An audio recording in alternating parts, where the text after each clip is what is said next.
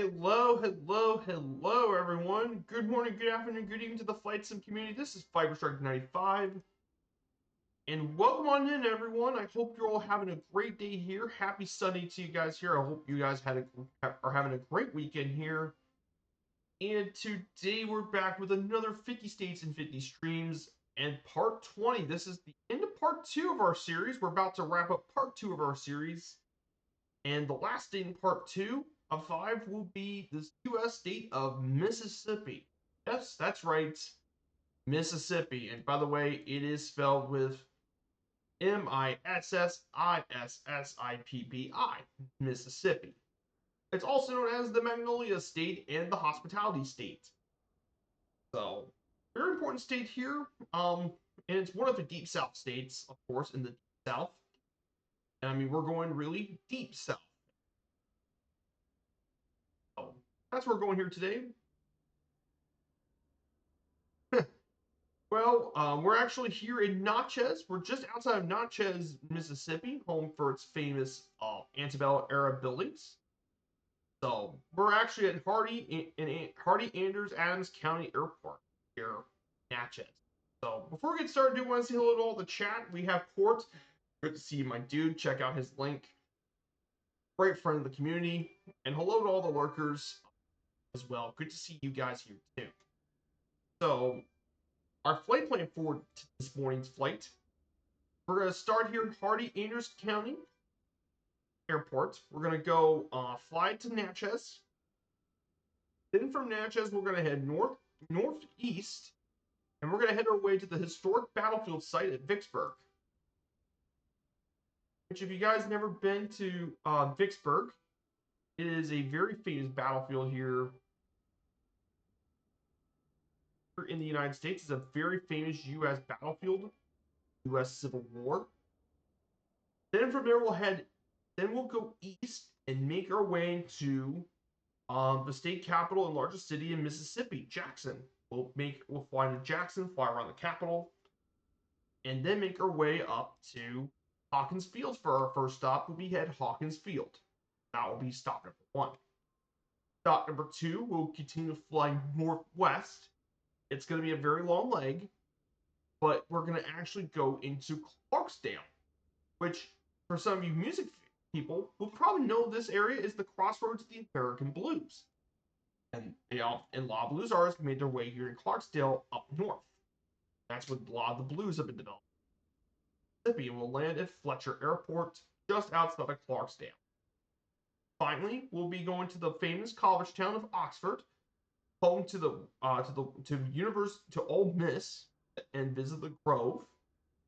Then from there we'll head up east. We'll fly our way to Tupelo, Mississippi for our final stop. We'll fly around Elvis's birthplace, and we'll make our way at Tupelo Regional Airport to conclude the stream. So yes, that is where we're going to be flying here today.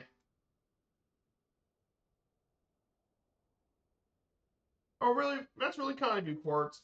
Even to say hello. I really do appreciate it. Like, I come by whenever I get the chance.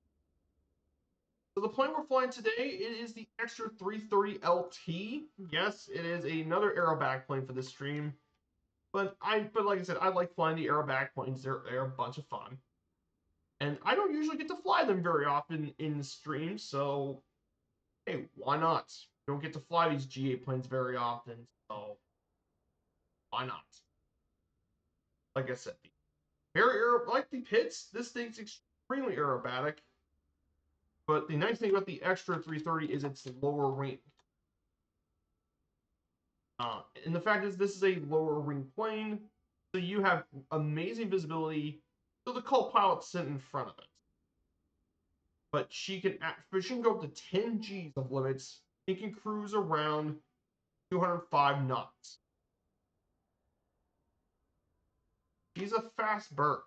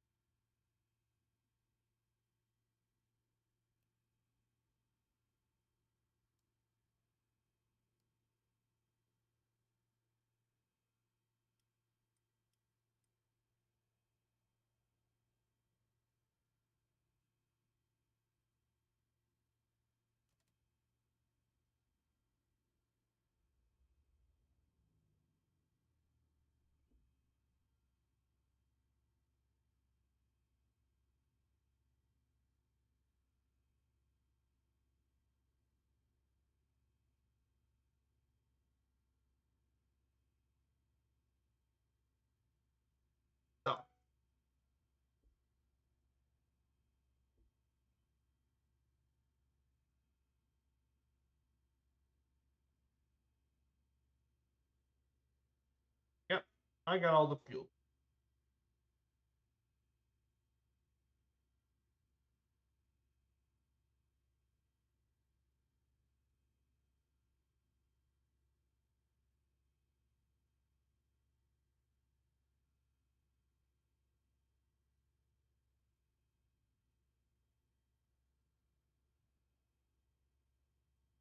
So let's go ahead and make our way over to our runway. So we're going to go ahead and talk about our airport. Hey, good to see you. Just, well, if it's just you here, yeah, or these guys never even say hello, but 5 years later, don't worry about too much for it.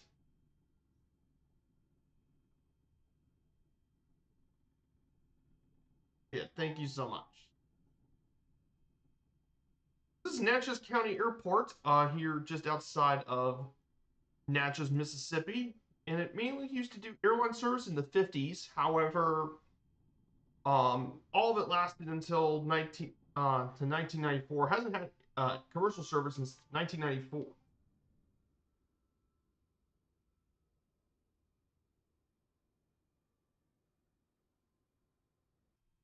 Hasn't had a commercial service since 1994, and it's mainly used for general aircraft in Natchez.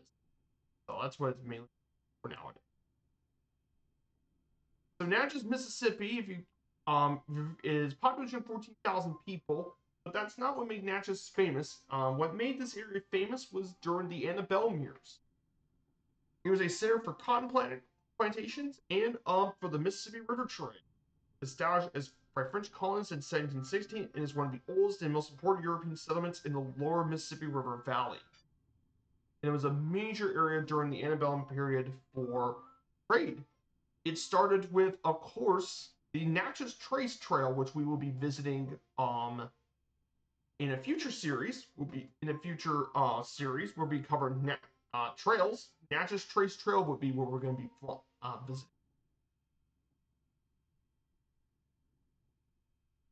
And of course, after land cargo, then there's a lot of boats that go to New Orleans. With flatboats and keelboats going their ways to their homes in the Ohio River Valley. And even then, it became more with lots of trade with cotton, sugarcane, slave labor, and more.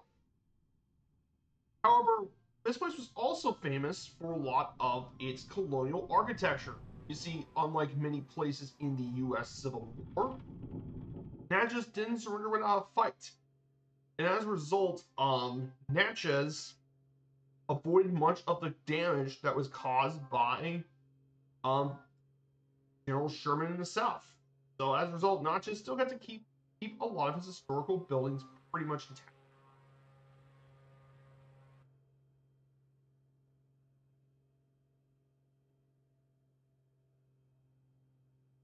So as a result, Natchez got to keep a lot of his historical stuff intact. And finally, of course, it's a popular destination for heritage tourism due to all the historical sites. And as a result, Natchez is very popular with a lot of historical tourism. However, it has a decline in population since 1960. So there has been a population decline. But the city is most famous for the tons of historical sites all throughout the city. There are tons of them.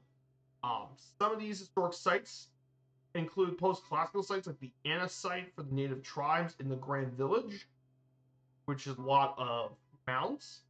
But of course, tons of antebellum pre-Civil War properties, such as the Great Natchez Tornado, such as the Natchez National Cemetery, its Museum of African American History and Culture, Selma Plantation, the U.S. Courthouse there, and tons of pre-Civil War homes all over. So a lot of people like to visit this area for the historic buildings and land in Mississippi.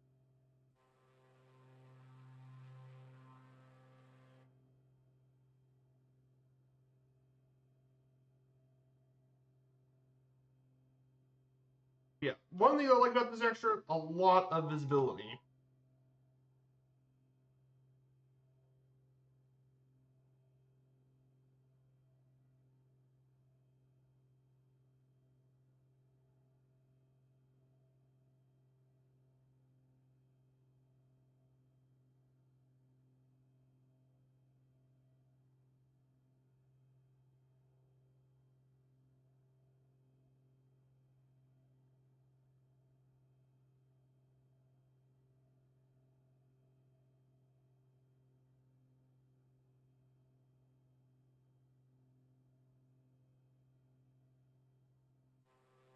Yes, I do have the Copilot right next in front of me, though.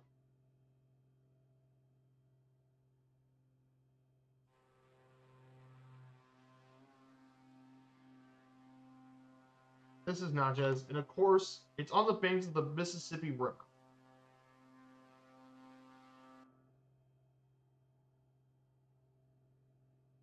Woo, here we go. We're gonna do what the extra does best. Find those low altitudes.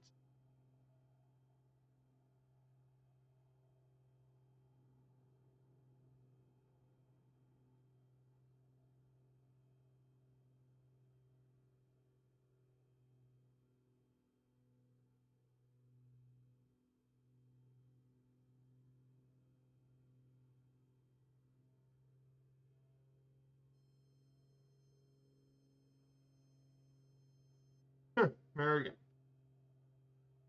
Doing some aerobatic flying with this thing. Like I said, this thing is an aerobatic plane, so it's kind of made for aerobatic.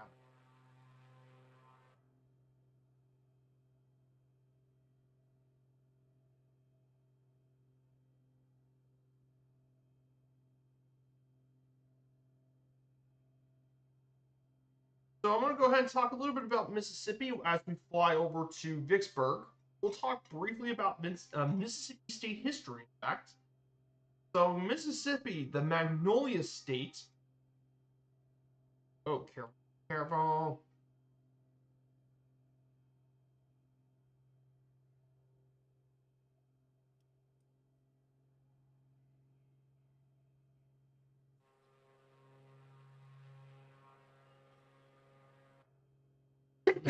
Okay, Mississippi, the Magnolia State.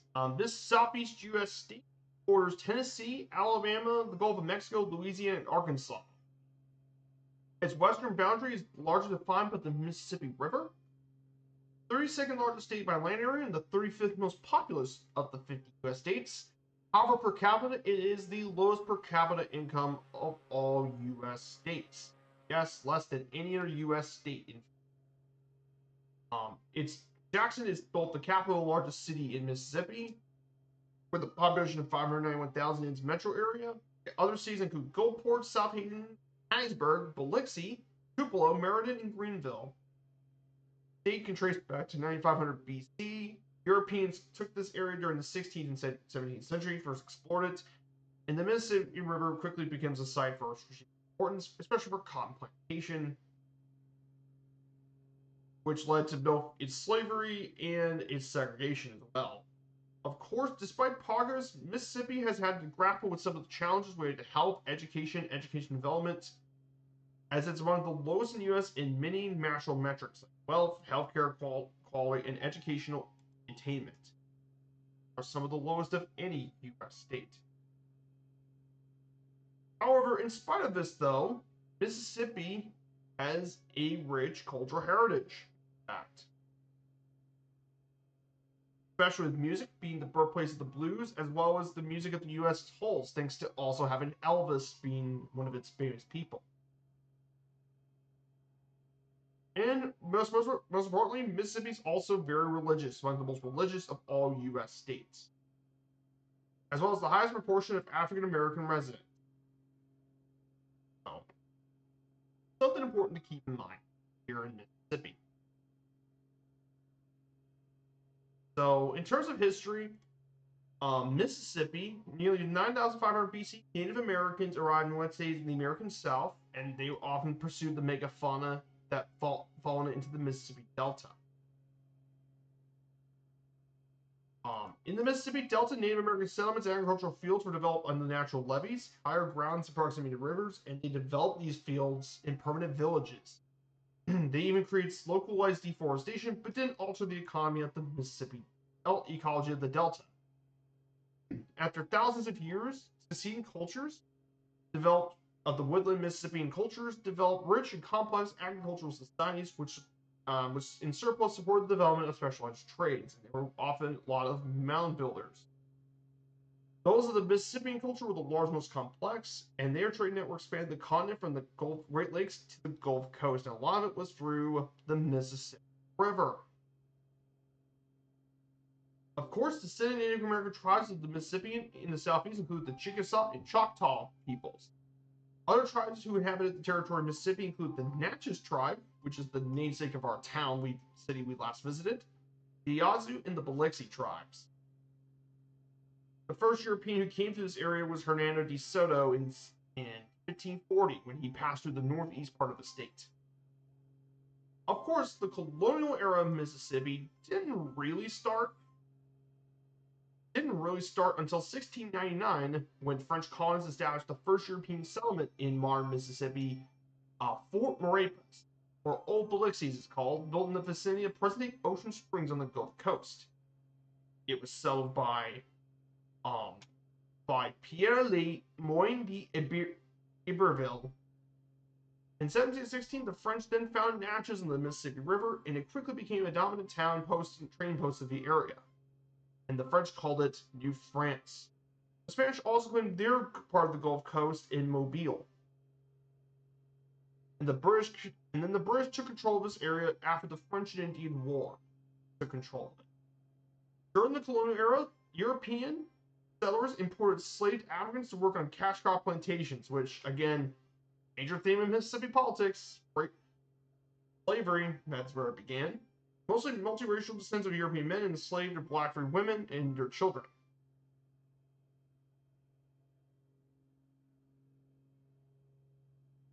And during this time as well, and a lot of the French used them for a lot of the slaves. Under French Spanish rule, there's a class of free people of color, which are multiracial descendants as well. After Britain's victory in the 7 Years' War and the French surrender of Mississippi on the terms of the Treaty of Paris, you also see these areas north and east of the Mississippi River. After the Peace of Paris in 1783, the lower third of Mississippi became Spanish rule. And then it became part of the United States in 1890 when they purchased West Florida and all of East Florida in 1822.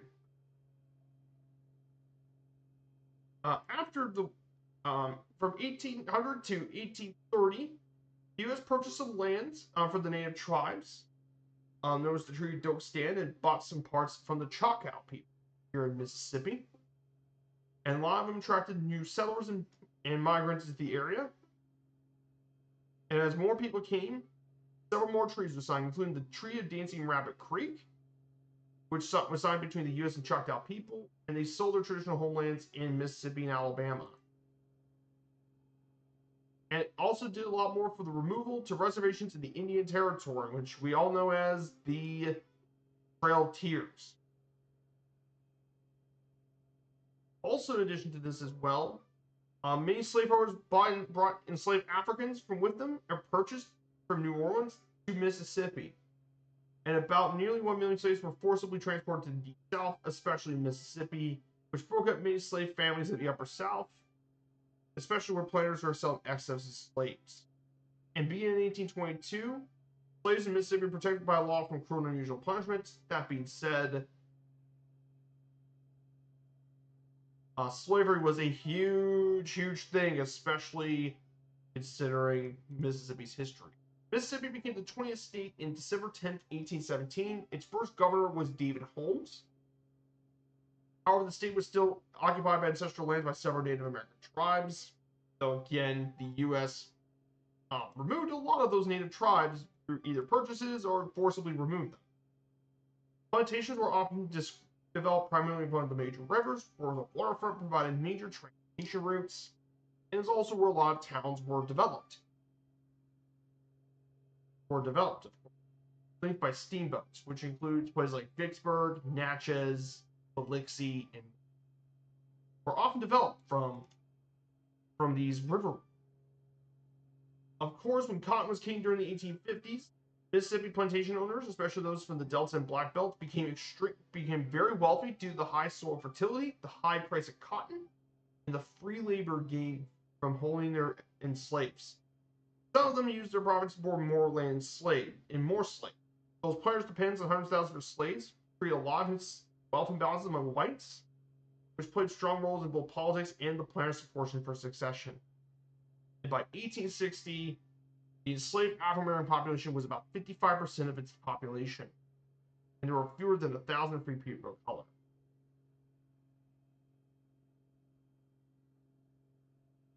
Of course, the Civil War happened, and Mississippi became the second state declared from the Union on January 9th, 1861. And it was one of the founding members of the Confederacy. During the war, Union and Confederate forces struggled for dominance in the Mississippi River, as the Mississippi was very important for a lot of trade. And more than 80,000 Mississippians fought in the Civil War for the Confederates, while 17,000 blacks and 555 white Mississippians would serve in the Union. And there are several pockets of Unionism in the northeast corner of the state. Of course, one of the most notable battles of the Civil War occurred in Mississippi, the Battle of Vicksburg campaigns, which allowed the Union to gain control of the river in 1863. Post-war, freemen set up their own congregations, and majority blacks left the Southern Baptist movement in favor of their own churches. During Reconstruction, the first Mississippi Constitutional Convention was 1868, with both white and black delegates framing the Constitution that would be maintained for 22 years until Democrats took back power. Also, the Mississippi area wasn't really developed as well, and it took all the way to post-Civil War for this area to finally get development, either by a lot of farmers or by selling timber and stuff. Of course, the Democrats retake control of 1875 and asserted white supremacy and prevented African Americans from voting.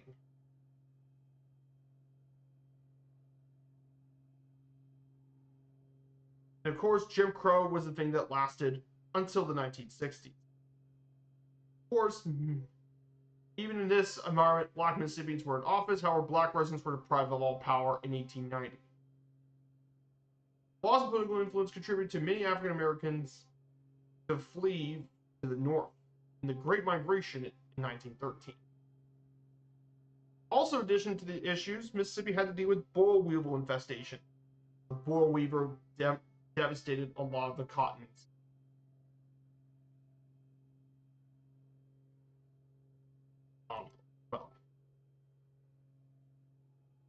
And of course, African American call for social equality resonated through the Great Depression, thanks to all the Baptist churches and all that helped try to grow more equalities.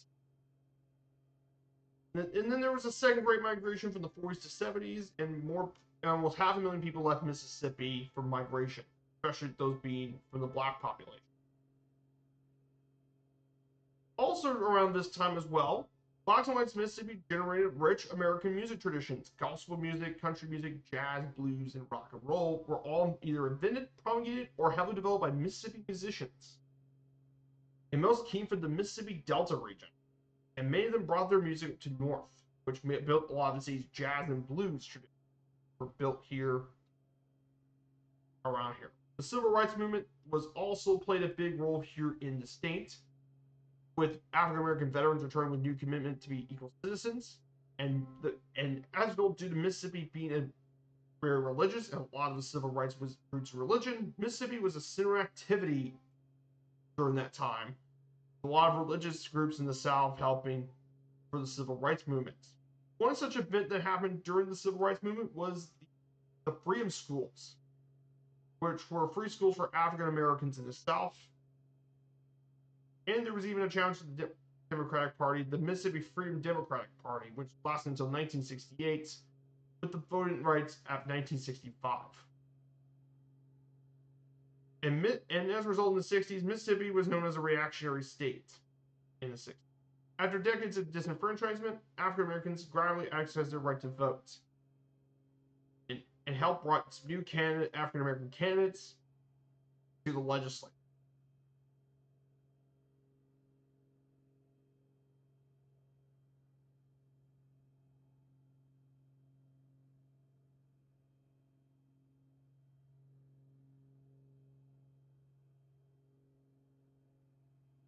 Of course, brought more rights. The end of legal segregation and Jim Crow led to integration of churches, but most today remain divided on racial cultural lines, having developed different traditions. And in 1969, Hurricane Camille hit the Mississippi coast and caused $1.5 billion in damage to Mississippi. Mississippi also ratified the 19th Amendment, which granted the women the right to vote. It was already entered in force in 1920, but it wasn't ratified for Mississippi until 1984.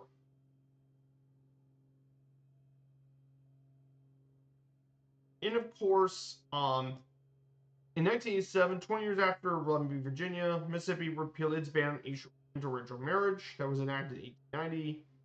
Hurricane Katrina happened in Mississippi, and believe it or not, it caused even more destruction of the Mississippi coast. And in 2020, they actually got a new state flag, replaced its old flag because it was the last state to have the Confederate battle flag as a symbol. Now they have a new flag, the new Magnolia flag. So that is the end of Mississippi's history as we know it. As we know it for right now, that's up to present day.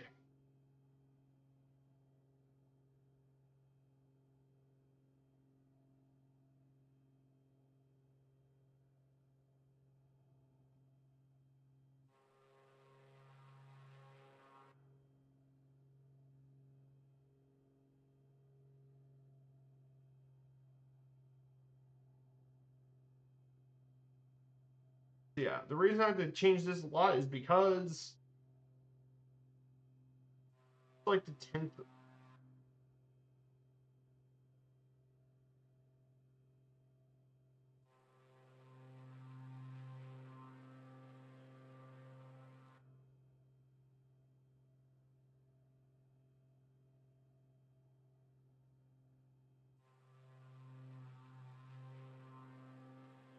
All this is part of the Mississippi River, and it flows through a lot of the western half of the state.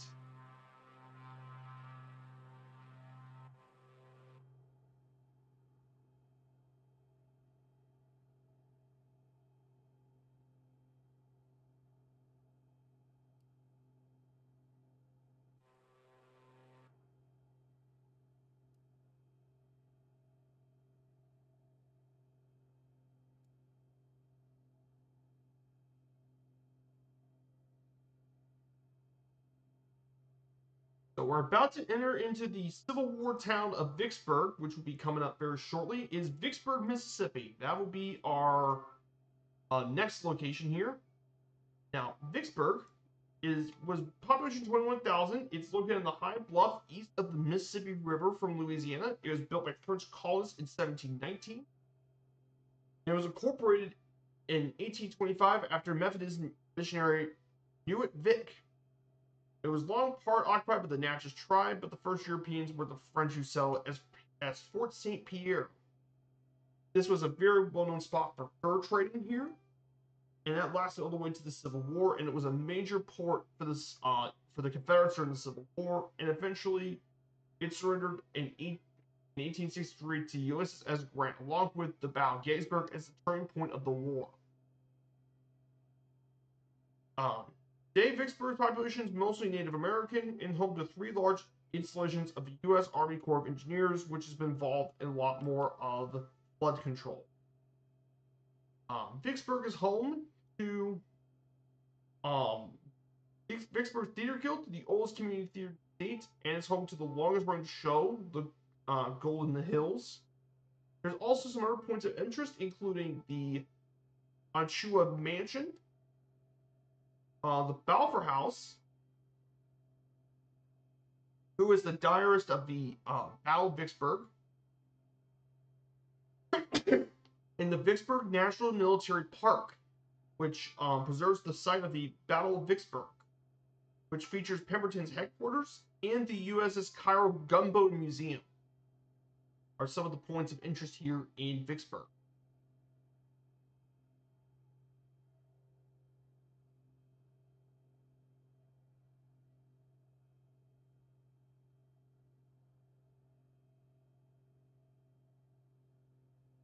It's also home to the Miss Mississippi pageant, and every summer there's the Benevolent Club, which provides a lot of scholarships for graduating high school seniors.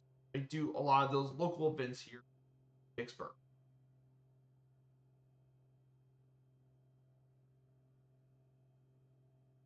Here it is, guys. Vicksburg, Mississippi.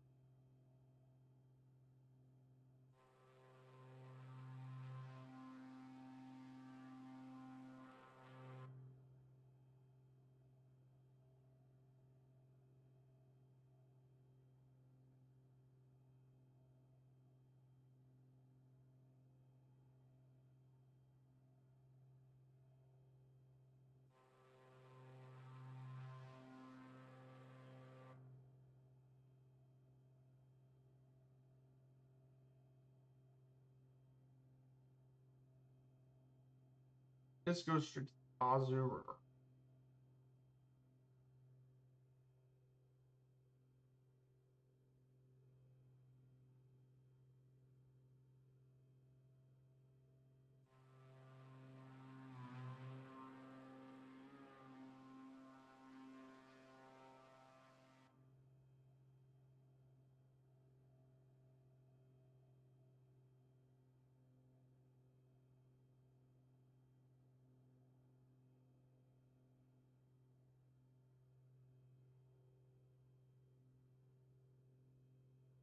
So to our right is the Vicksburg National Battlefield. This is where the battlefield took place, here in Vicksburg.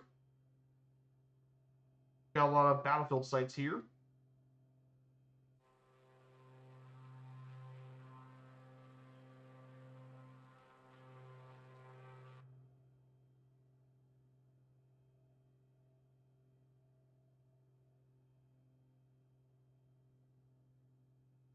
We're going to head over to Mississippi State Capitol here. We should be here pretty shortly. It won't take too long.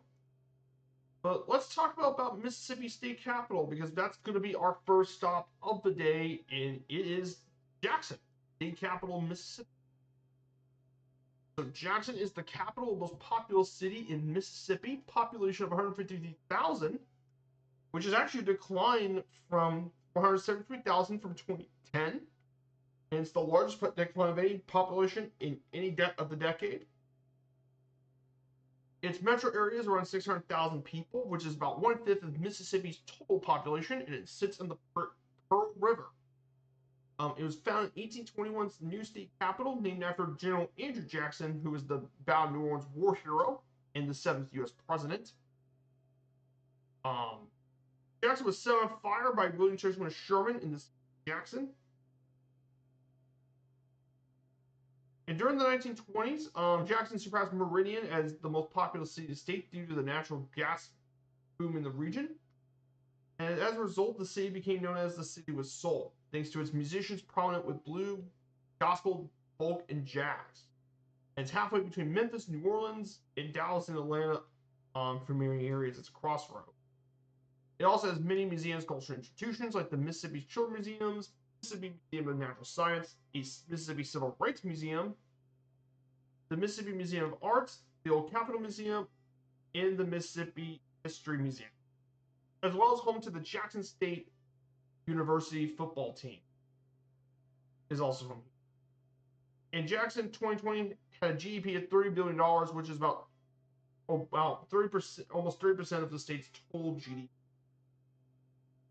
So, Jackson, definitely pretty interesting city to visit. We'll do some aerobatics here, and then we'll land in Hawkins Field.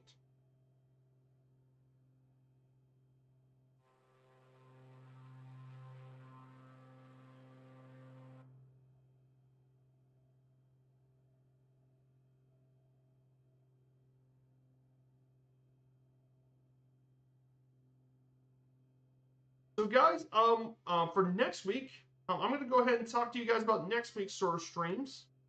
So for next week, we will be back streaming next week on Wednesday. We're going to be doing some more flying. We're going to do some we're going to do a flight in the we're going to do some cargo operations, some bush cargo stuff out of South America. We're going to be doing some flying in, I think we're going to visit Brazil again. We're going to check out Sao Paulo for a bit. So we're going to do some business jet operations from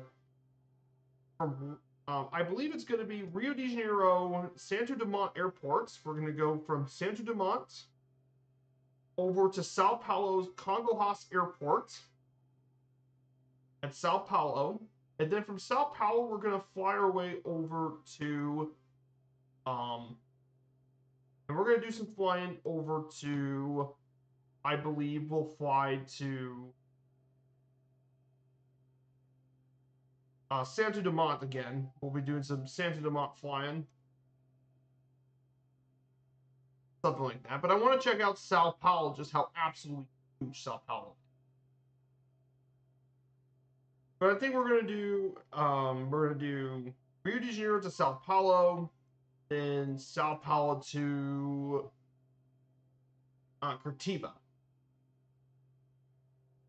We'll be doing that on Wednesday. We'll do some flying in Brazil again.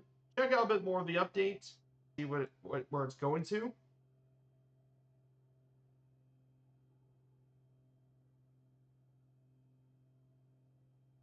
And then, of course, on Friday, we'll be starting part 3 of our journey on Friday.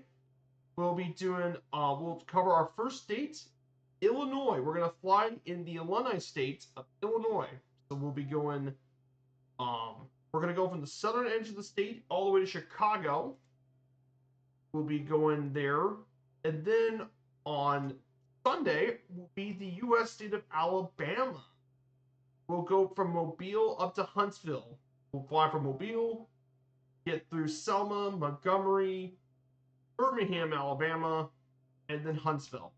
We'll be going through there, and we'll cover the U.S. state of Alabama for the stream. That will be for next week's streams. I'll post you guys the schedule in the Discord after the stream.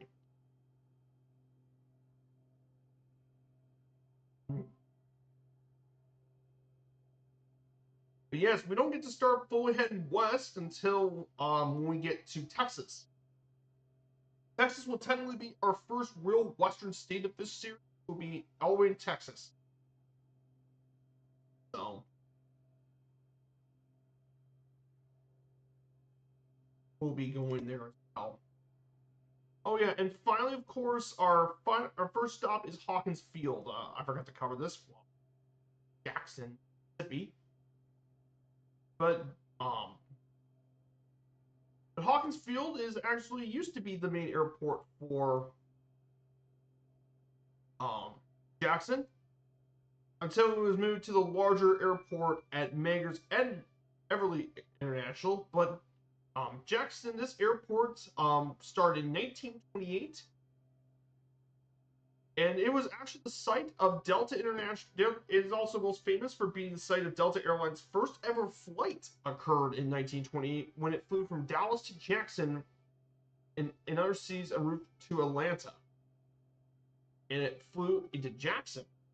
And if you guys know about Delta Airlines, it's one of the oldest airlines on Earth.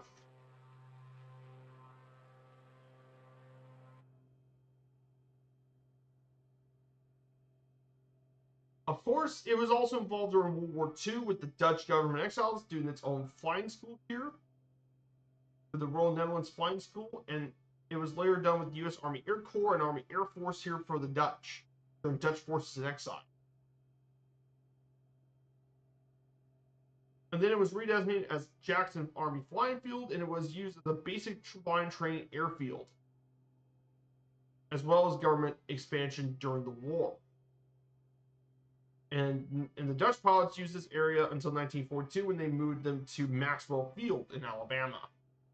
But it was still used today as it still was used for much of the war for flying training, and that lasted until 1944 when they moved it to Laurel Army Airfield.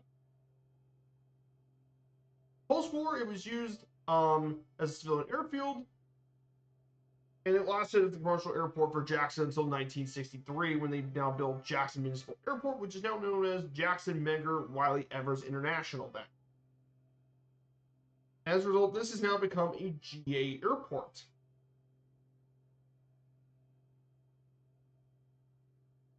Pretty interesting stuff.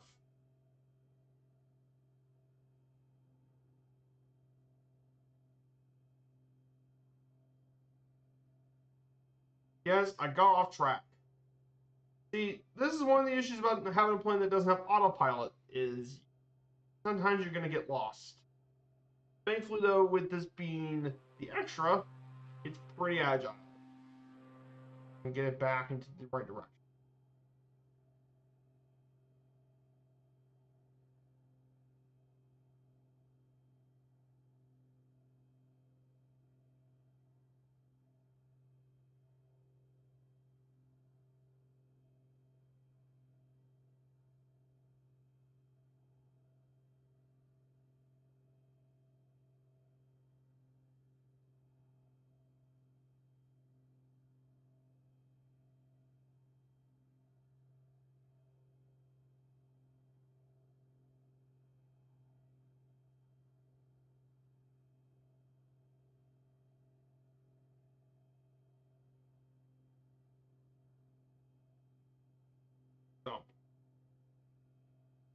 There isn't too many other news I do want to cover today, this morning, so some not notable news, of course. I do want to cover today. So, March Madness is still going on here today. So, of course, NCAA bracket for the tournament is still going on. So apparently, some parts of the Sweet 16 have already been set. Auburn has now gone to the Sweet 16 along with Michigan. There goes that. Houston versus Purdue. Purdue beat the 12th seed. So, and then Tennessee's in the Sweet 16 last night. How about John Calipari beating Rick Pitino again? Now Arkansas's in the Sweet 16 along with Texas Tech. So some pretty big games going on today, and then we have some pretty big games today. Duke Baylor is going to be a pretty nice one. Oregon Arizona, a former Pac-12 matchup, now is a non-conference matchup. BYU's in the Sweet 16, so we have St. Mary's, Alabama. Should be interesting. And then Illinois versus Kentucky. Should be an interesting game, and the winner gets to face Tennessee. The potential for either a Big Ten SEC matchup or an SEC rivalry game. Who knew? And then the other games is Ole Miss, Iowa State. That's going to be a pretty big matchup for that. And then New Mexico, Michigan State is one. Florida and UConn should be a good one. And Colorado State, Maryland as well. So lots of pretty big March Madness matchups.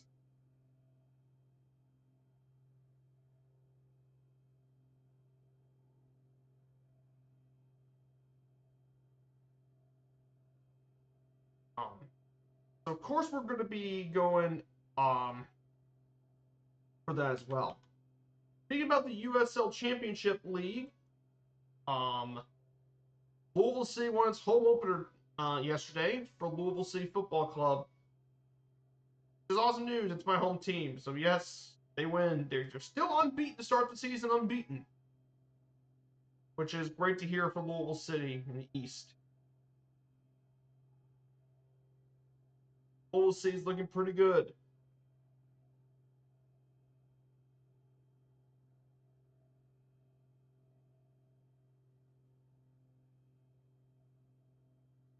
Yes, Louisville has its own soccer club. Go figure. Hey, Larry Gottman, good to see you, Larry. I hope you're doing well. We're here in beautiful. We're in Mississippi today. We're in the deep South, Mississippi. So, to our right is Jackson State University. Jackson State.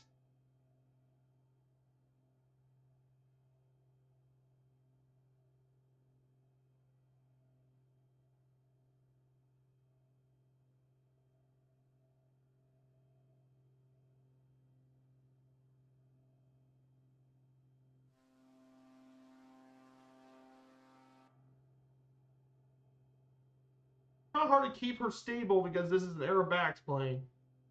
Aerobax planes have a hard time keeping stability anyway.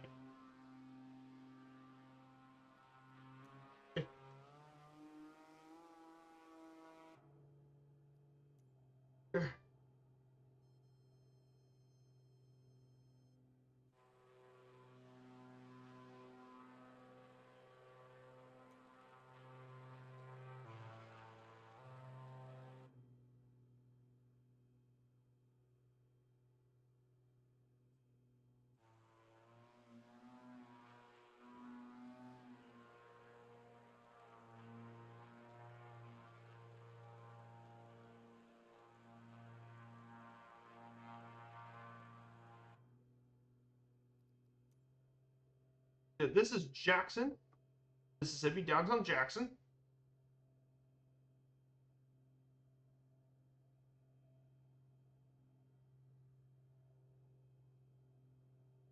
Oh, nice. Your brother has wedding facility on top of that tall building. Oh, nice.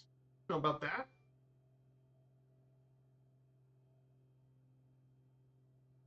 To our top right, we can see the Jackson Memorial Coliseum. This is where the football team, the Jackson State Tigers, play their collegiate football.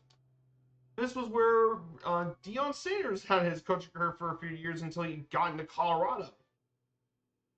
Um, Now Colorado's head coach for the Buffaloes.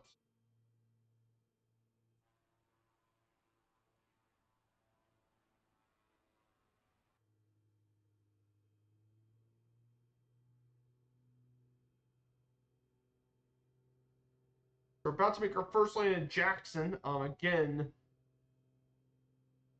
you gotta get drunk. Yep, we're in Mississippi today.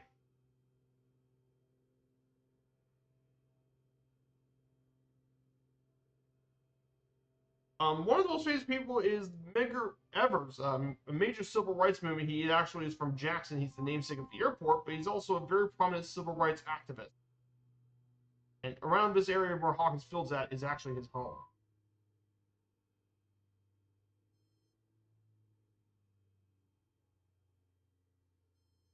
Okay.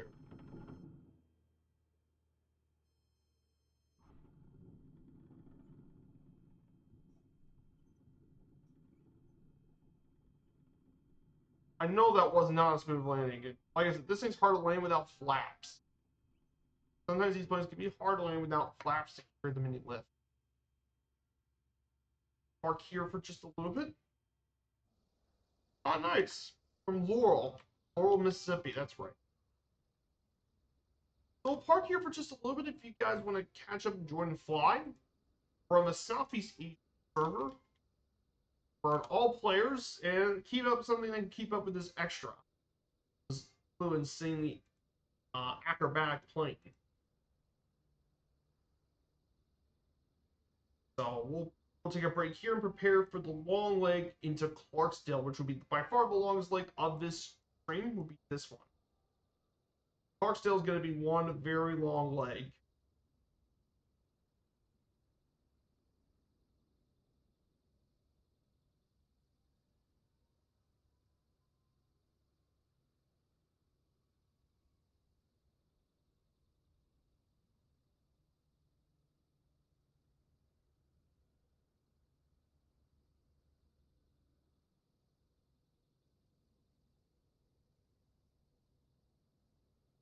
Oh, it was a yes, hometown. That's correct. That's what that absolutely. That's what most people. Robert Johnson made a deal with the devil. Yes, and we'll talk about Clarksdale. We'll talk about that.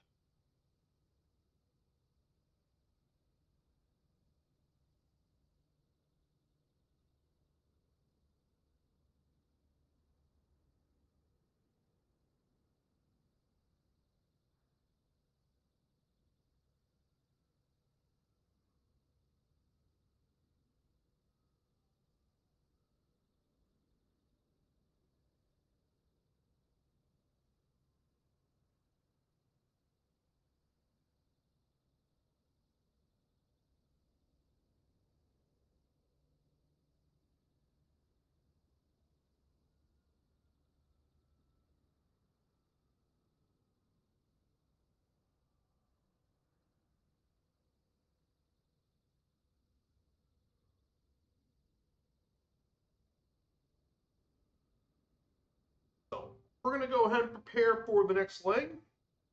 We'll be heading to we heading to we'll be flying to Clarksdale, Mississippi.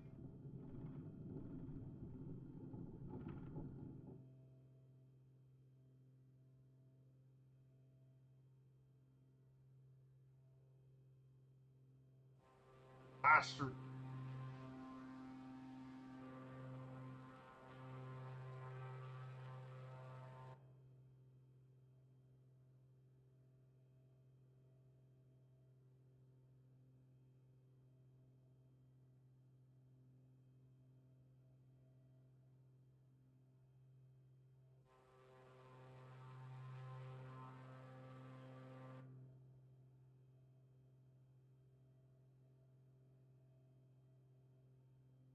So we're gonna head northwest and we're gonna fly up to Clarksdale, Mississippi. So we're gonna climb in here soon.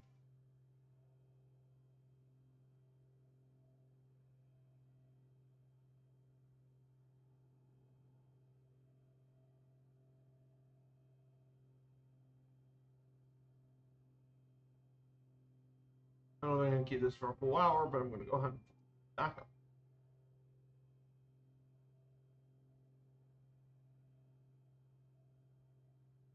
Hey, Lav, good to see you.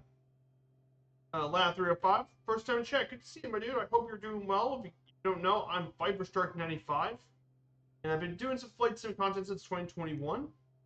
We're here doing my 50 states and 50 streams about the 50 U.S. states here in the United States. This is part 20 of our series, Mississippi, where we just took off from Jackson for our second leg. We're gonna head to Clarksdale, Mississippi, one of the major centers of the U.S. blues.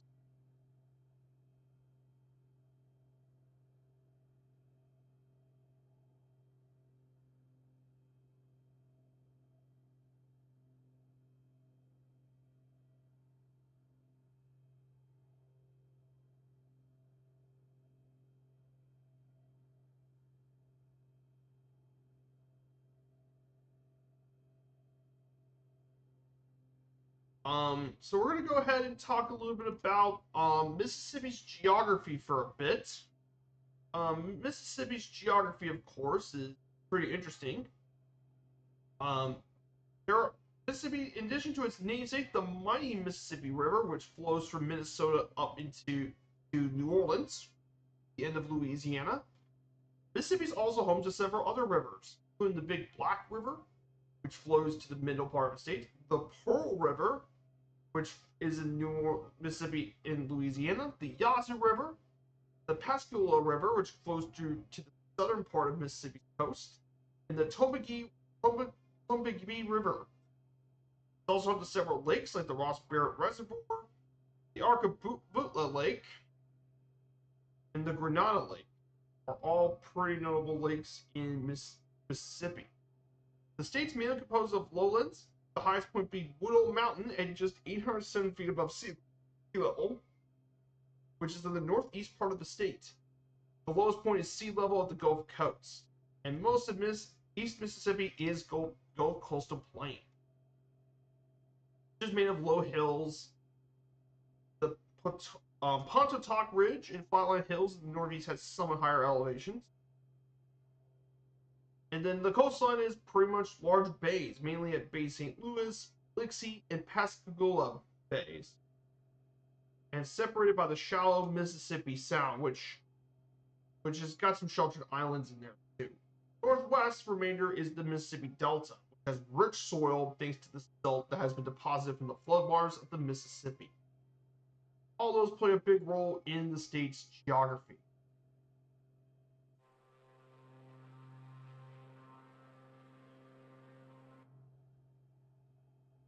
Yes, I kind of was off course. See, this is the hard thing about this plane sometimes.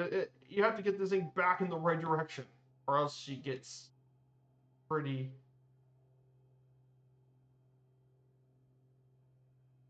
It always goes in a completely different direction.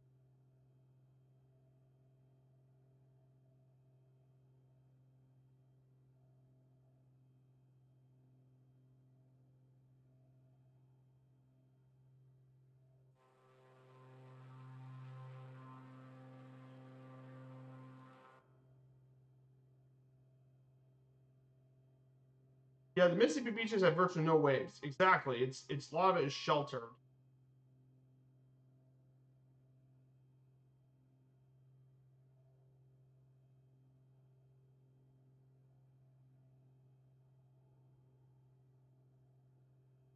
And then the rest are the Mississippi Delta with the rich. And there's several major cities and towns. The climate of Mississippi is humid subtropical with long, hot, and humid summers and short, mild winters. Temperatures average above 81 degrees in July and 42 degrees Fahrenheit in January. It's pretty warm year round. It's very mild winters. The highest recorded temperature, however, it varies a little stateside in the summer, but in the winter near the Mississippi Sound, it's even warmer than inland. The low recorded temperature has ranged from -19 in 1966 in the northeast at Corinth to around as hot as 115 in Holly Springs to the north. Snowfall is scant throughout the state, only occurring only rarely in the south. UV participation increases gradually from north to south, with the region closer to the south, closer to the Gulf being more humid. So while Clarksdale gets around 50 inches of precipitation annually, Biloxi is 61 inches. Late summer and fall are period risk for hurricanes moving inland from the Gulf of Mexico, especially the southern part of the state, with Hurricane Camille in 1969 and Hurricane Katrina in 2005, killing 238 people in the state. They were the most devastating hurricanes to hit the state of Mississippi. Both nearly caused total storm surge destruction in around Gulfport, Biloxi, and Pascagoula. Thunderstorms are also quite common in Mississippi, especially in the southern part of the state. Mississippi averages 27 tornadoes annually, most will be in the northern part early in the year, and the south later in the year. In fact, 2 of the 5 deadliest U.S. tornadoes in history actually occurred here in Mississippi.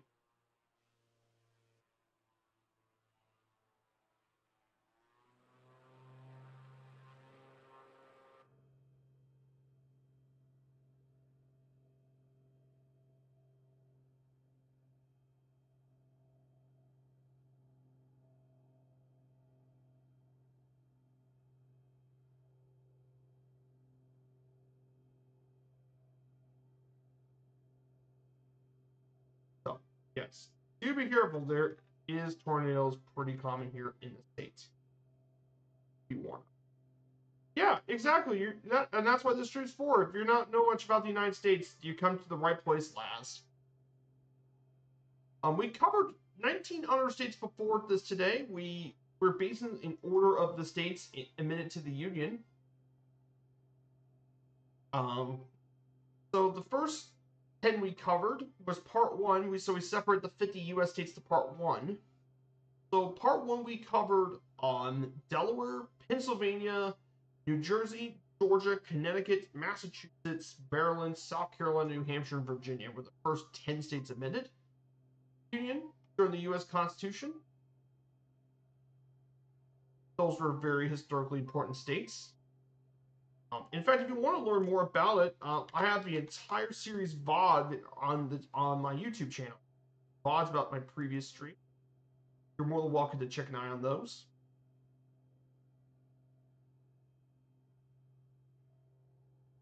So you're more than welcome to check on that and catch up if you want to, or you just want to learn more about whatever particular state on there sounds interesting. And then part 2 is where we're at right now. We're just about the end of part 2 of 5. But part 2 also covers New York, North Carolina, Rhode Island, which, by the way, was the last of the 13 colonies admitted to the U.S., Vermont, Kentucky, Tennessee, Ohio, Louisiana, Indiana, my home state. That was the 19th. And then Mississippi is the one we're currently on. Yeah, we got a lot more U.S. states to cover on. Oh, nice. You're from New Zealand. Oh, that's fantastic. Oh, that's great to hear. I've actually done lots of flying in New Zealand. Beautiful place, especially the south half of New Zealand. Oh, the South Island of New Zealand is just breathtaking. But even the north is really pretty too. Lots of some really nice volcanoes and lakes. Auckland, and I heard Auckland is an amazing city. Auckland's really nice to visit. So is Wellington. I would love to visit New Zealand and Oceania. I'd love to visit those. Absolutely gorgeous.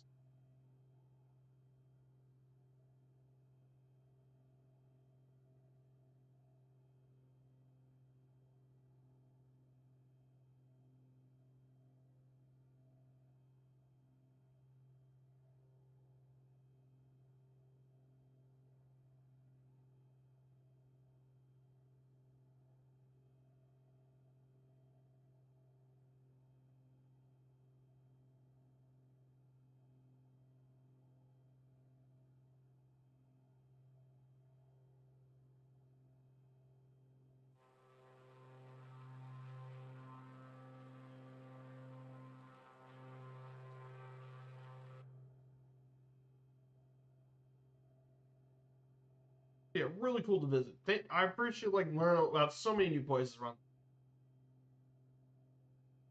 Really do. Cut my engine a little silent. I guess you guys couldn't hear the engine. It's probably because I had to turn down for that drop out Friday. So I know I might be thinking, why is Mississippi known as the Magnolia State? And why did it get its nickname? Well, it's because the reason it's called the Magnolia State is because of the magnolia. It's because of the magnolia tree. And magnolia is actually Mississippi state flower back in 1900.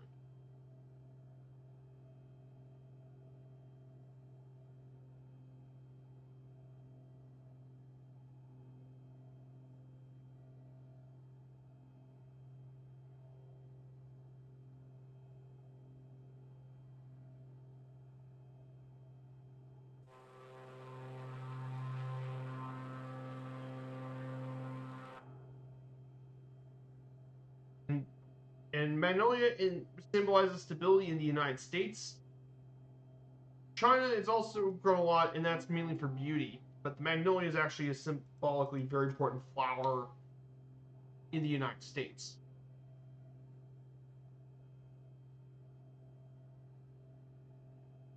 So magnolias have always been associated a lot with the southern United States, which is why magnolia's got its nickname, the Magnolia State. In terms of wildlife, Mississippi is also very heavily forested, with a lot of it dominated by longleaf pine, flatwoods, and bogs. Its delta area has lots of cottonwood, willows, bald cypress, and oak trees, often dominate a lot of the forest here in Mississippi. There's over 420 species of birds known to inhabit the state. 3,000 species of vascular plants are found here, too. It also has some of the richest fish faunas of any U.S. state, with over 204 native fish species, as well as being rich in freshwater mussels. There are around 90 species of mussels, which are basically bivalves. It's also home to 63 different species of crayfish. So it has a bit of biological diversity here in Mississippi. But of course, historically, a problem has been flooding, and that's always been for the U.S. state of. Of course, economically speaking, though, Mississippi is among the lowest of any U.S. state. It's around in 2024 around 150 billion U.S. dollars, and it's grown to 0.5% in 2015 and more. But it has the lowest per capita income of any U.S. state with $26,908, as well as the nation's lowest living cost. And they're also one of the most, due to a lot of its religious reasons, Mississippi's are often the most charitable of any state per capita. At 56%, the state has one of the lowest workforce precipitation rates in the country. 70,000 adults are disabled. There's 10%. Mississippi's rank as one of the poor states is actually important because it was related to its dependence on cotton before and after the Civil War, as well as its relatively late development of the bottomlands of the Mississippi Delta, repeated natural disasters, and slow development of the railroads. And when you combine that with the Democrats control the legislature and discourage corporate development in favor of agriculture, it would slow down the process of Mississippi. I've been doing that for years. At one point, it was once the fifth wealthiest state in the country, unbelievably, due to a lot of the slave labor, especially in the cottons. However, nowadays, with after the Civil War, it took years of capital. And combine that with the boll weevil, and basically, Mississippi became not very wealthy.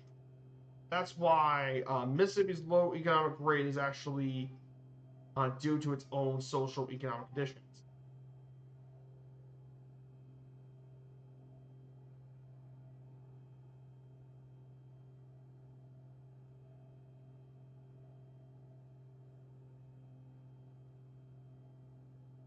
It took years for them to do.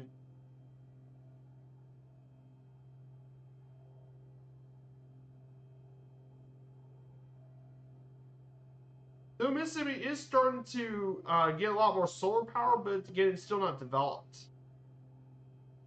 And also tourism's starting to go up a bit too in Mississippi. Has been tourism, entertainment starting to go up with a lot of resort towns like Gulfport, Biloxi, and stuff for casinos and stuff. However, before Katrina, Mississippi was actually the second largest gambling state after Nevada. But thanks to Hurricane Katrina, um,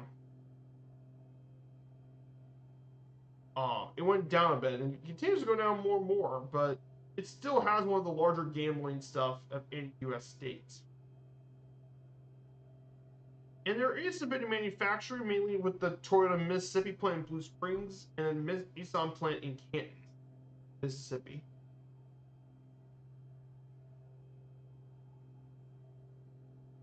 So there is that too.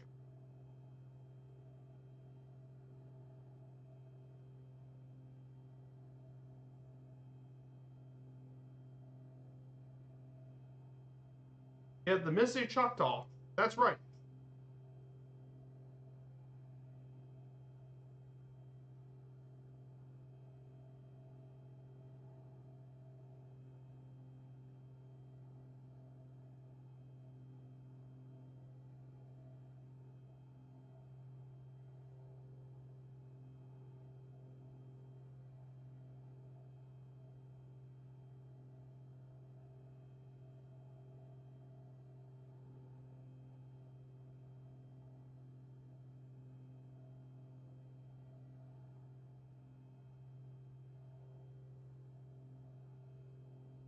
Mm-hmm.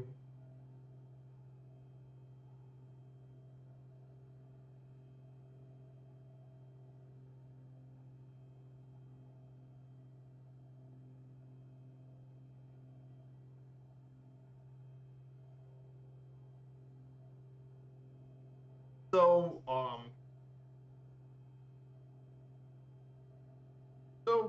so yeah, right here to our in front of us, we can see one of the other little rivers here in the state. One of the many rivers that flow through the state.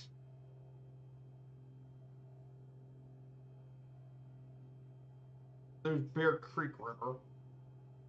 Many different creeks and rivers, just state.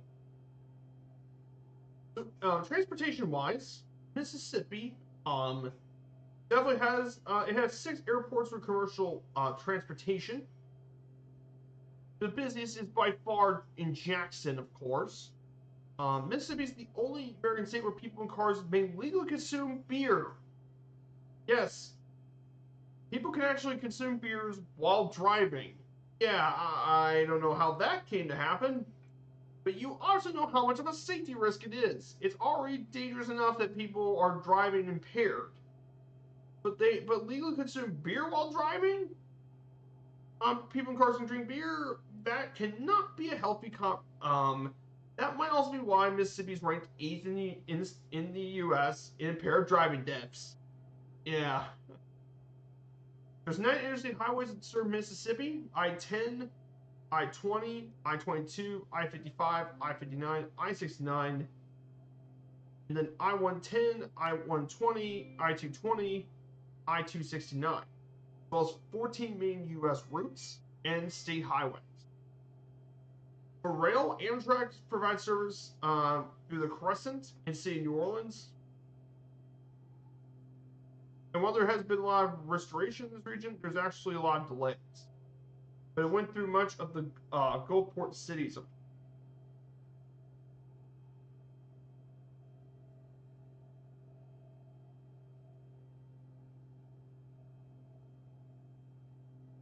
Yes, I had. Yeah, that is very dangerous. Yeah, I don't know why they allow you to do that. That's not safe. Yeah, it's very dangerous. It used to be 15. Yeah, I know. That's another thing too. Mississippi. Yeah, there's definitely some unusual stuff. I know a lot of localities now have laws restricting it, but that's not safe. It's already not safe enough already for that. Some, like I said, there are some states with some weird U.S. laws.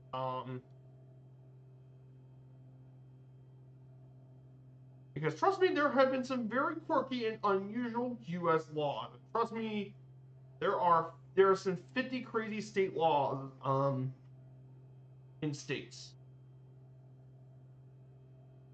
and but that's probably not even Mississippi's weirdest law. Mississippi's law. Um,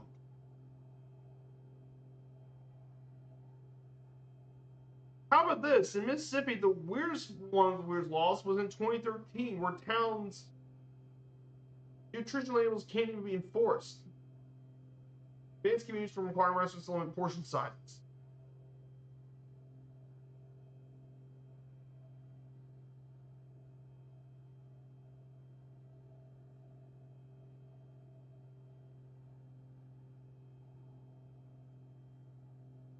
That's not even the weirdest one, but there are some really weird state laws. Indiana's weirdest law is that you can't even ride a horse above 10 mile per hour. Yes, you can't even ride a horse above 10 miles per hour.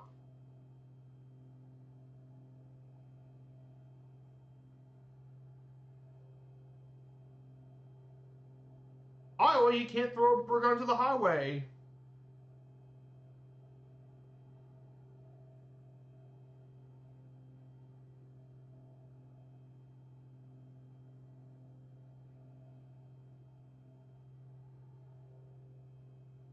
In Kentucky, a woman cannot marry the same man 4 times.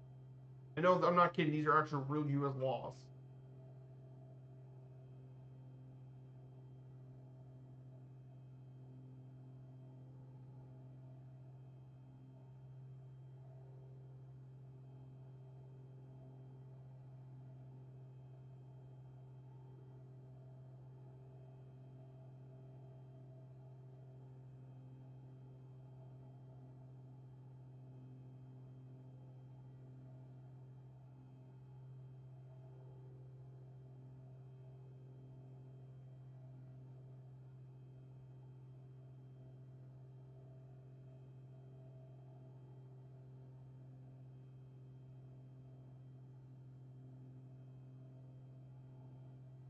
So yeah. Yeah, it may also lead to some of the worst. Yeah, the health of Mississippi is among the worst in the country too. That is not. That's also true. There's a whole section of it. It's 50th or last place of all U.S. states for healthcare. Has the highest rates of infant death in U.S. states, as well as the highest death rate from heart disease, hypertension, hypertensive renal disease, influenza, and pneumonia, and especially ranks in high blood pressure, diabetes, and adult inactivity. Yes, Mississippi has had those issues for years too.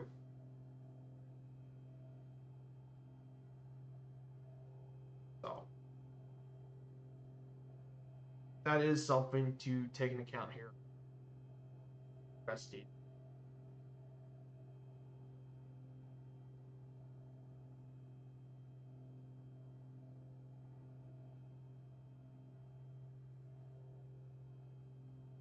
So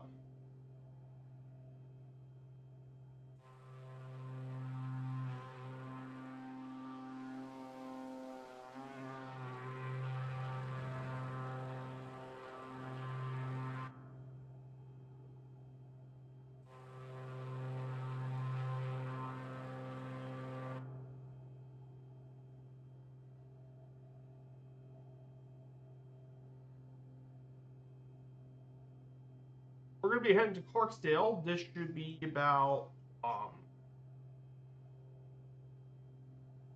should be about 40. It's about 40 nautical miles. So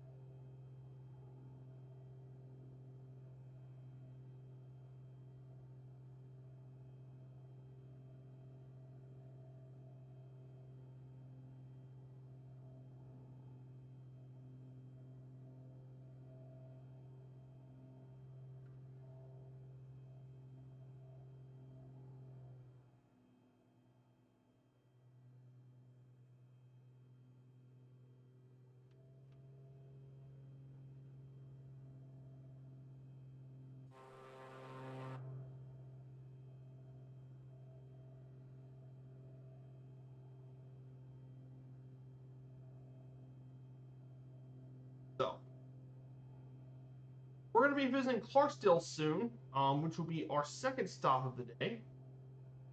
The historic Clarksdale. So, what's so important about Clarksdale, Mississippi? Sounds crazy, though. I know it's just doing bad health to live here, especially no one's trying to off it.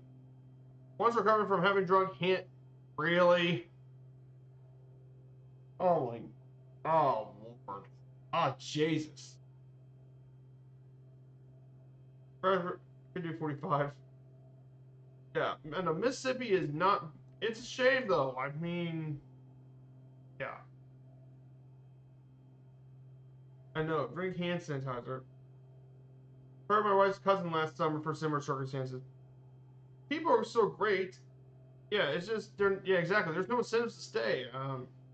Especially that other states have more opportunities, even for those in the other southern states like Alabama, for example, or Tennessee, Florida. All have more reasons to move out of Mississippi for that reason. Yeah, it's not good. I don't know. People are crazy. It's just people are crazy, Typhon, and they're gonna do that. You don't have to ask me about that. People can be crazy sometimes, so do be warned about that. You underestimate how crazy people can actually be.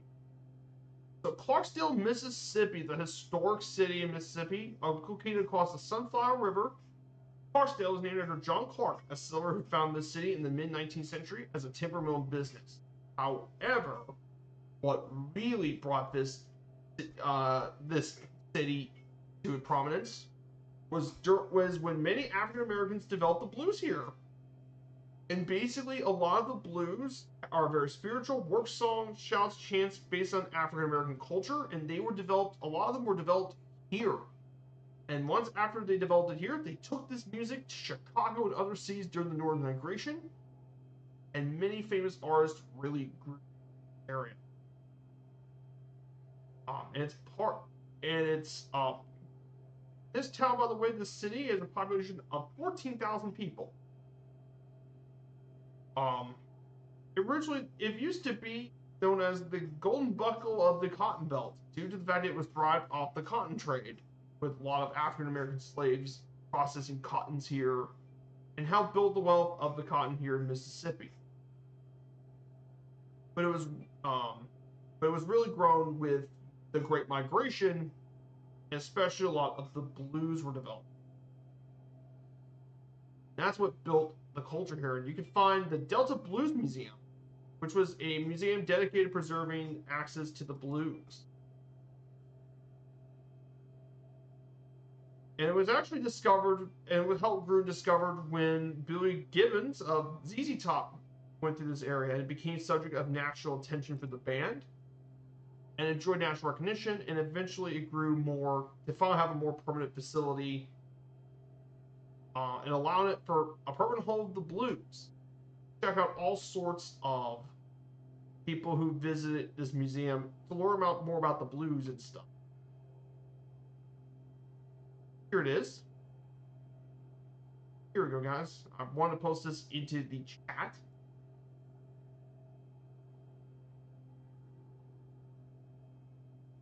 Here it goes. Of course, you can also along this area is the Mississippi Blues Trails.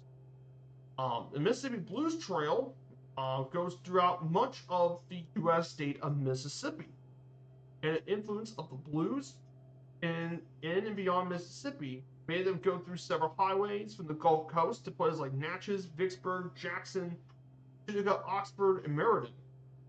But the largest one of these trails is in the Mississippi Delta. You can find all sorts of markers in here, and a lot of them are here.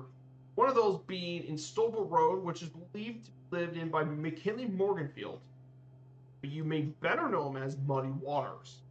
And Morganfield supposedly lived here from 1915 to 1943 while he worked at the cotton plantation. You also find the Riverside Hotel, which provided lodging for a lot of blues entertainers through the Delta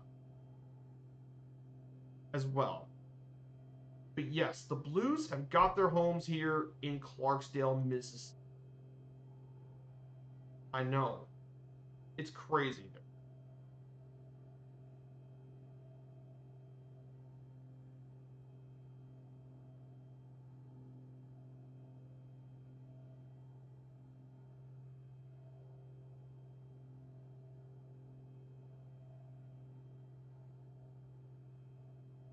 But if you want to know what the blues kind of are, if there's any of you guys who want to know what the blues are, this music genre and music form helped grow a lot in the Deep South around the 1860s was when it got origin and incorporated spirituals, work songs, field hollers, shouts, chants, and rhythm-shaped simple narrative ballads from African American culture.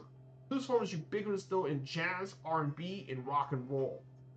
And is characterized by the call and response pattern, blues scaled, chord progressions, and more. Help build the modern blues.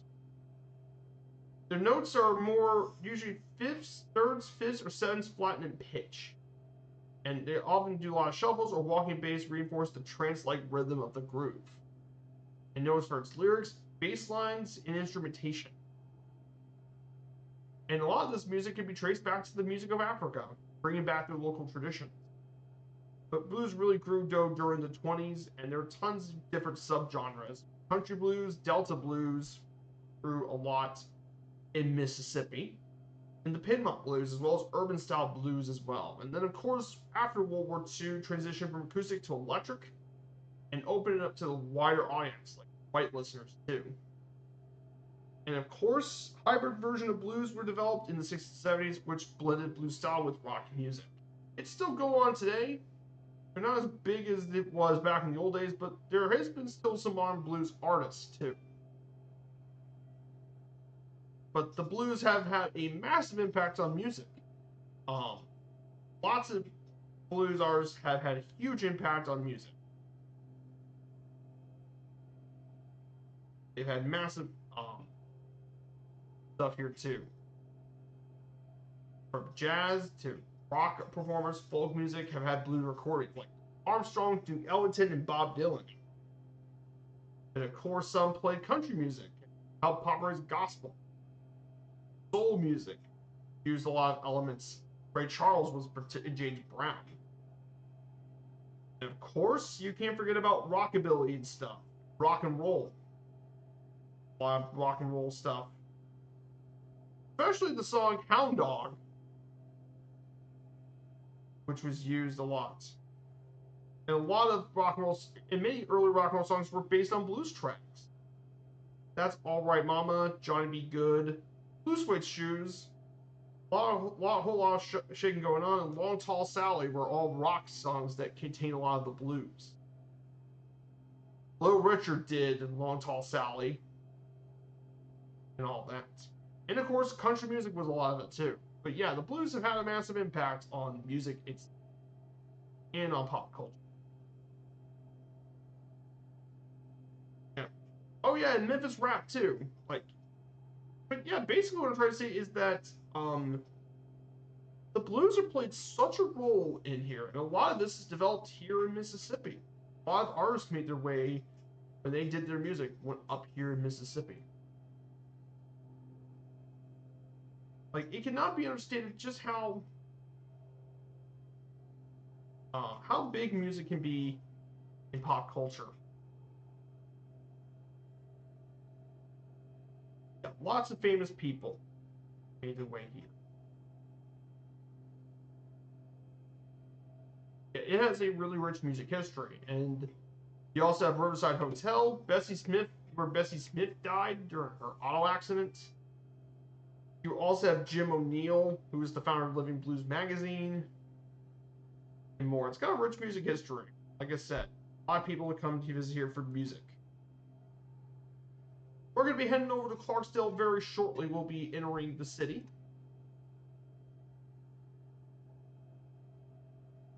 There's still a couple more slides to talk about Mississippi's culture, and it. Oh, cover the. Here's Clarksdale. So we just dial on here.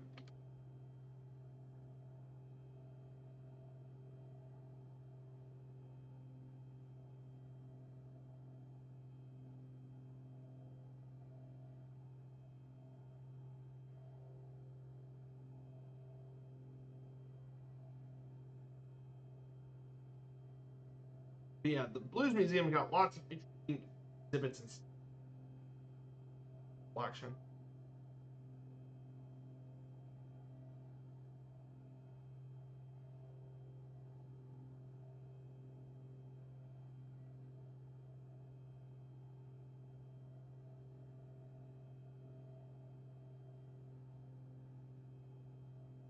lot of this stuff, mind you, is cleared because it's agriculture developed.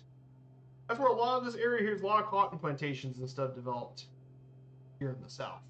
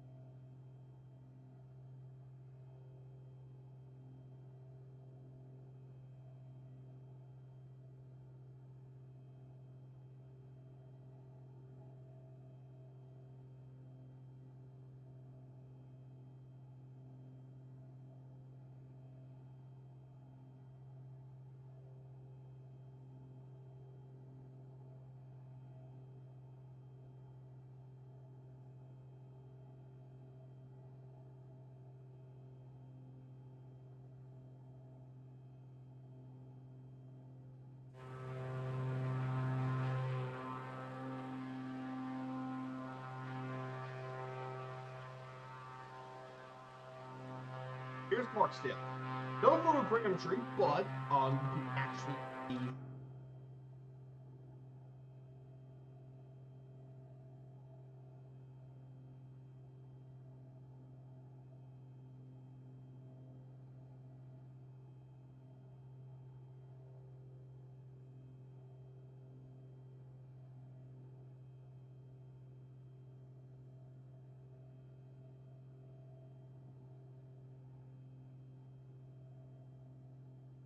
Fletcher Field is going to be right to our right. I think that's there.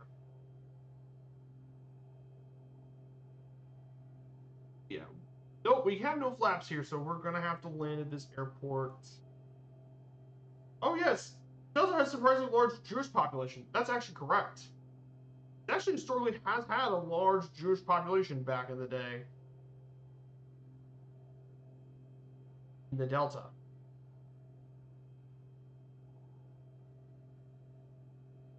This, like I said, the Mississippi Delta has had a interesting history too.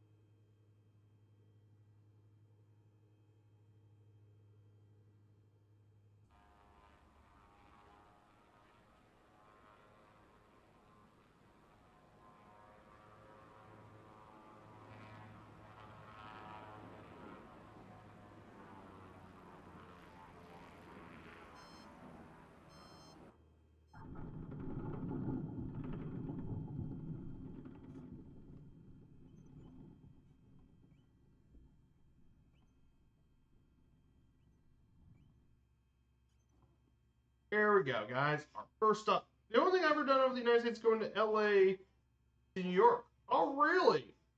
That's really interesting. No GPS. Figure out 7 hours. Oh, really? That's definitely interesting, though. If you did that, that's pretty impressive. But there are so many great places in the United States to visit, Lav. If you want me to give some ideas for what places you want to fly, I actually have a few places in mind that you could probably fly over in the United States. One of the places I recommend doing a lot of flying in the United States is some of the national parks to visit. I think there are some amazing U.S. national parks that you should definitely take a chance to fly over in the United States.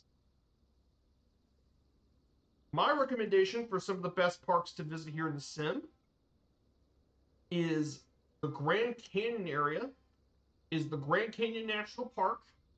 You fly over all the Grand Canyon, so it's basically northern Arizona. In fact, you could probably take Grand Canyon and you go down all the way, follow the canyon over to Las Vegas, Nevada. Las Vegas is really cool. You get to visit canyons, lakes, and of course the Las Vegas Strip. Vegas would be really great. Um, that's one area that would be really cool to see. Another one being Zion and the Utah's Big Five national parks. You can actually take a flight from there, from St. George or Hurricane, go over Zion National Park, Bryce Canyon National Park, Capitol Reef National Park, Canyonlands, and Arches. You can do all that within one flight plan, and you get all sorts of different viewpoints between mountains, canyons, rivers, rock formations, all sorts of stuff. That would be a really cool flight plan. That's really great to see. Um, there's also, of course, Washington State. Um, you can check out Seattle, Olympic National Park, Mount Rainier. That's really cool to fly over. And of course, if you love bush flying, Idaho is amazing. Idaho has got amazing GA stuff in Idaho.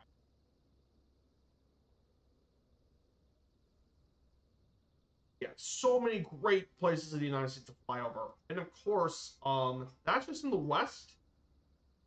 And of course, there's also Alaska. You can fly up in Alaska. I love flying the Inside Passage, KHEZ-KHKS to Juneau. That never goes wrong. You can't go wrong flying over the Inside Passage of Alaska in the southeast. Denali, Wrangell, the Aleutians. Can't go wrong with any of them. And in Hawaii too. Like I said, amazing areas in the United States. So many amazing places. My dad's best friend was a Mary, Mississippi dad. He led an Annabelle home and bad alcoholic and fell from an upstairs galley. Ugh. Yeah. That's tragic. Yeah, that sinks. Yep. So we're about to go ahead and carry on the final leg of the trip. We're going to fly through Oxford and Tupelo to complete the last leg of the stream. So we got one final leg left to go. Let's go ahead and prepare the flight.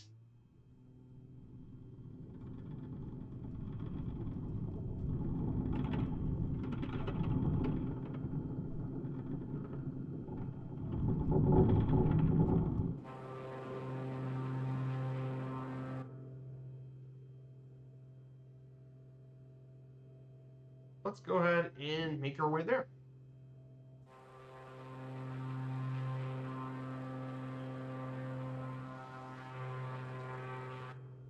So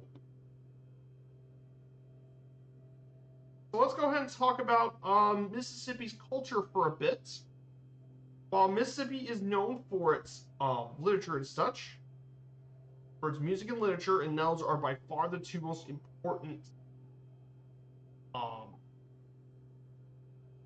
However, it's also known for its other forms of art, especially with its strong religious traditions, which inspire striking work by outsider artists, has been shown nationally. Jackson established the U.S. International Ballet Competition, which is held every 4 years in Jackson from dancers all over the world and attracts some of the most talented young dancers come here to Jackson for ballet. There's also its own independent film festival in Starksville, the first and oldest independent film festival in the state. And of course, it's also home to George Orr, the mad potter of Biloxi, who is the father of abstract expressionism and pottery. He lived and worked in Biloxi, Mississippi. It is mainly the main part of culture. But of course, if I had to pick one thing Mississippi's most famous, it is absolutely music, and it's not even a question. Because the musicians of the state's Delta were instrumental for the development of the blues. And although in the 19th century, 2/3 of the farmers were black, low prices for cotton, national financial pressures result in most losing their land. Even more so once the boll weevil came around, which thousands of agricultural jobs were lost. Jimmy Rogers, a Native American, was known as the father of country music. And he played significant roles of the blues, as he and Chester Arthur Burnett were married to each other's music, and their friendship respect is a major part of Mississippi's musical legacy. While the state had a reputation for being racist, Mississippi musicians created new forms by combining and creating variations on musical traditions from African American traditions and of the white Southerners, creating much of the blues and country music too. Of course, state is created a Mississippi Blues Trail, which has markers of the sites historic to blues music, such as the Clarksdale Riverside Hotel, the Delta Blues Museum, and more. Of course, finally, Mississippi is also the birth state of Elvis Presley. Yes, we'll talk a little bit about Elvis, but yeah, you all know Elvis Presley. Tupelo. You also have other artists too. Opera singer Leontine Price, the first African American soprano to have international acclaim. The alternative rock band Three Doors Down. To what Gulf and Western singer Jimmy Buffett, as well as modern rock jazz world music producer Clinton Hyde. You have rappers like David Banner, Big Crit, and Afro Man. Mississippi musicians have played a big part in many various genres. Oh yeah, Walter Anderson too. Yeah, lots of artists from Mississippi. Like I said, Mississippi. I know people say it doesn't have anything, but actually Mississippi does have culture.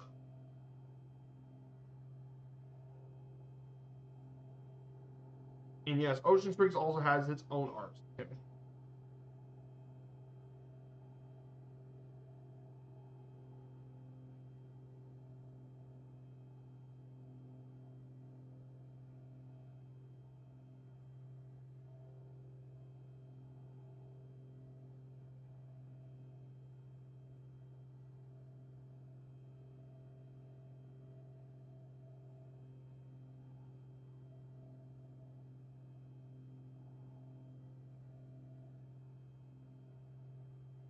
Yeah, he produced some really cool stuff, or has some really unique pottery.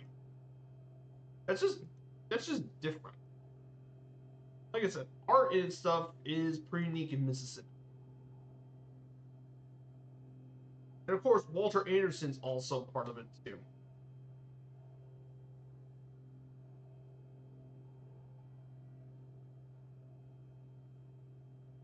You can find his stuff in Ocean Springs.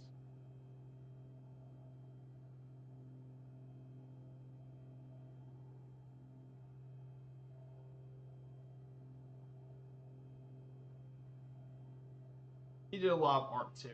Like I said, Mississippi, I know people sometimes give it credit for saying, but it actually is very diverse in more people.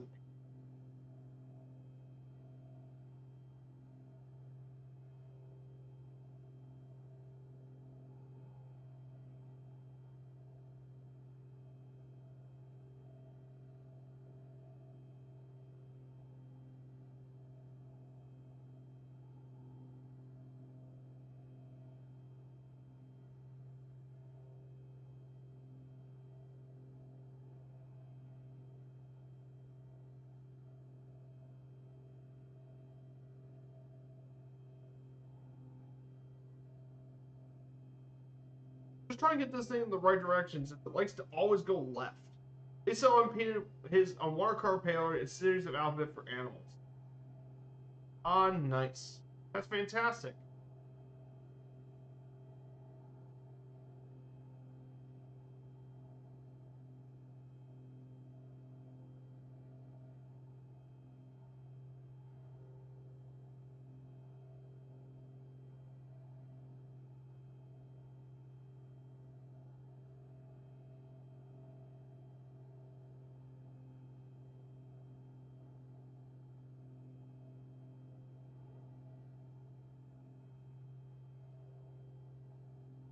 So finally, for the state facts, let's go ahead and cover the last state facts here about Mississippi. So here's some fun facts about the Magnolia State that you probably want to cover. First, in 1898, root beer was invented by Edward Adolph Bark Sr. Now, of course, Bark, as you know it, is actually a pretty notable brand of root beer. You can find Barks all over the grocery store. And while you know it as part of the Coca-Cola company, it was actually founded here with root beer. The formulation was mainly sarsaparilla based on sarsaparilla, which is made from a lot of Southeast Asian countries. It contained less sugar but higher carbonation and less of a foamy head than other root beer brands. Yes, he found root beer here. Of course, Mississippi's namesake is the Mississippi River, the largest in the United States. It's the nation's chief waterway. Its nickname is the Old Man River. But the Mississippi is a lifeline for many of the U.S. states, the River Valley. And it flows basically through New Orleans, Mississippi, Arkansas, Tennessee, Kentucky, Missouri, Illinois, Iowa, Wisconsin, and Minnesota. But yes, lots of U.S. states are affected by the might of the Mississippi River. Yes, I don't blame you for wanting to drink root beer than the only beer. I don't blame. I do drink, like, the only beer I would drink is stout, and that'd be Guinness. Because that's what the Irish people drink. The rarest of North American cranes laid here in Mississippi, known as the Mississippi Sandhill crane. They're about 44 inches tall, and they have a massive 8-foot wingspan, more than LeBron James. In 1963, the Mississippi Medical Center accomplished the world's first human lung transplant. And just a year later, James T. Hardy performed the world's first heart transplant surgery occurred in the University of Mississippi, Oxford. One interesting fact was that in 1902, during the Hunt expedition in Sharkey County, President Theodore Roosevelt refused to shoot a captured bear. This act resulted in the world famous teddy bear. Yes, it happened here in Mississippi. Yes, as crazy as it sounds, that is actually a true fact. Here in Mississippi. And finally, the last fact is the Friendship Cemetery in Columbus is where the flowers hail the nation. Because in fact, in 1866, after the Civil War had been over years, the ladies of Columbus decided to decorate both the Confederate and Union soldiers' graves with beautiful bouquets and garland flowers. And as a result of this kind gesture, Americans celebrate what has been known as Memorial Day each year. So yes, Mississippi was where Memorial Day happened. Yeah, I guess New Zealand root beer isn't really a thing. It's mainly a U.S. sort of thing. Is mainly sort of a U.S. sort of thing. Is mainly a U.S. North America sort of thing. Is root beer.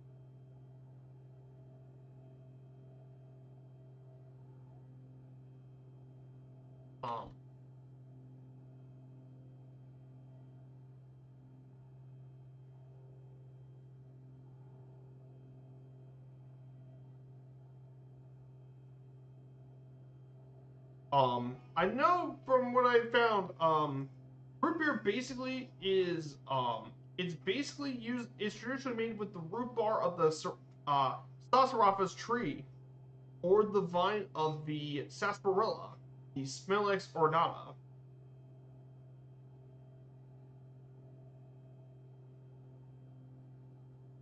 It's mainly non-alcoholic, caffeine-free, sweet and carbonated. Like cola has a thick and foamy head, and a common use is to add vanilla ice cream to make a float. However, sarsaparilla was actually been banned by the U.S. Food and Drug due to its carcinogenic nature. So most have been used artificial sarsaparilla flavor, but a few does use saffron-free extract. And it's been around since the 18th century, in fact. So it's actually older than you think. It's even older than Coca-Cola. Very old.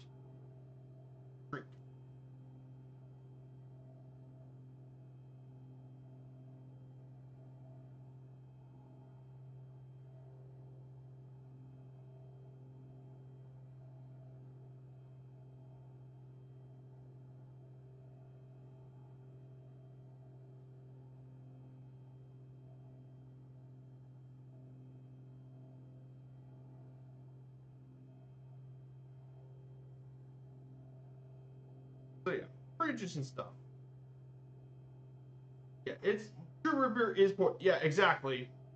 It is poisonous. You're not wrong.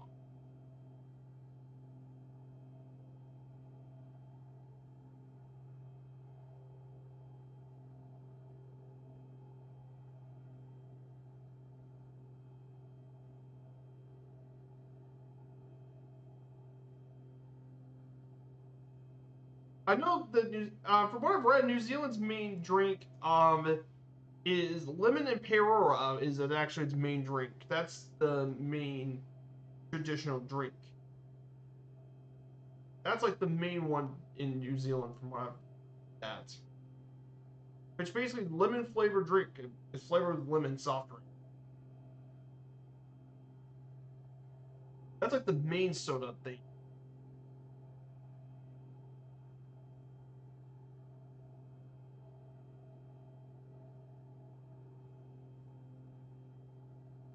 Um, so we're about to reach Oxford actually, which would be OMP is not the most popular, but it is one of the native drinks. Um, it is one of the more well-known drinks. It's considered to be one of its main drinks, but its most popular though is a popular fizzy drink local, but it's not the most popular. But it is New Zealand origin. It's one of the most popular. But I can understand.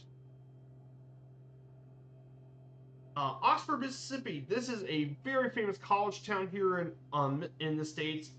Its population, it's the 14th most populous city with around 25,000 people.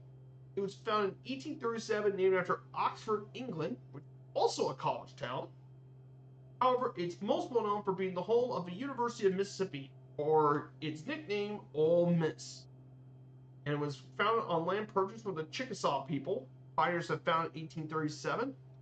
In 1841, it's selected as the state's first university.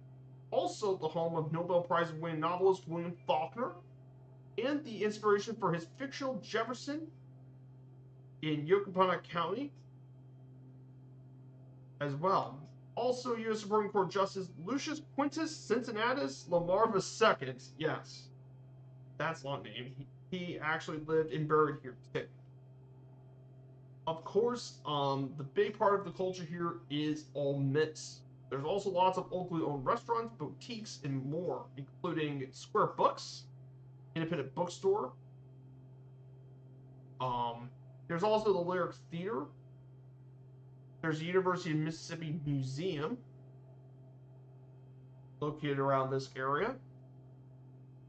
And of course, it has a rich music scene, thanks to its proximity to places like Memphis, New Orleans, and Nashville, which some of them, past and present, living in Oxford include Beeland, the bass drum of death, Kudzu Kings, Blue Mountain, and blues harp player Am Gussall. And of course, it was also the home of Fat Possum Records, which produced by blue legends like Arnold Burnside and Junior Kimbrough, as well as artists like the Black Keys were also part of it as well.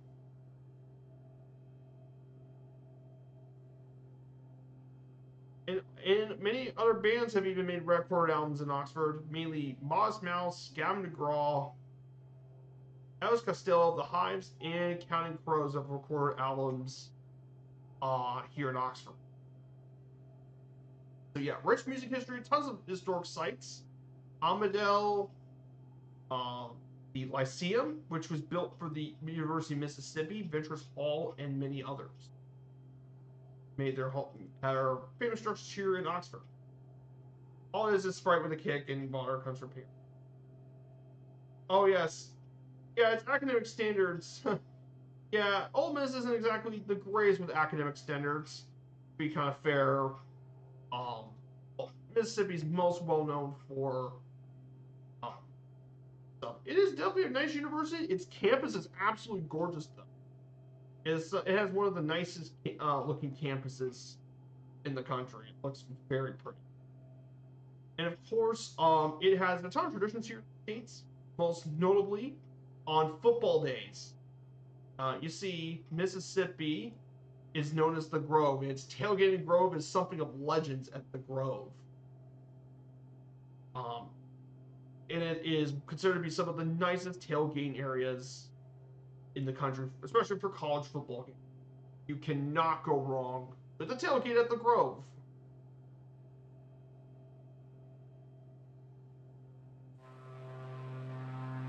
Here it is, guys. University of Mississippi, Ole Miss, the Rebels.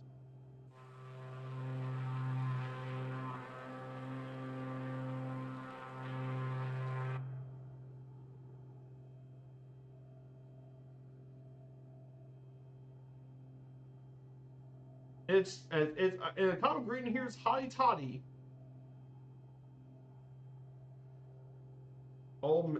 Yeah, a lot of traditions here, and of course, Ole Miss are well known for college football, particularly its rivalry with Mississippi State, the Egg Bowl. It's a very notable rivalry game, as well as the Magnolia Bowl versus LSU, two of its main rivals. Oxford is definitely a pretty cool college town to visit. And Ole Miss has produced many athletes that played in the NFL, having had many famous college players, including Archie Manning. Archie Manning is one of the most famous. Eli Manning. Eli Manning, you guys all know Eli Manning, Peyton's younger brother Eli. And of course, Pro Football Hall of Famer Patrick Willis. The most recent Hall of Famer member of the 24 class is an Ole Miss Rebel. Was an Ole Miss Rebel who played in San Francisco. Yes, I'm talking about American football. That's right. Yes, it's American football. Yes, there's a complete difference between American football and American football is king in the American South, by the way, Lav. Now in the United States, football is what you know as football is soccer here in the United States. So if I talk about football here in context of the United States, I'm talking about American football. If I say international football or association football, we call it soccer here in the States. I know it sounds weird, but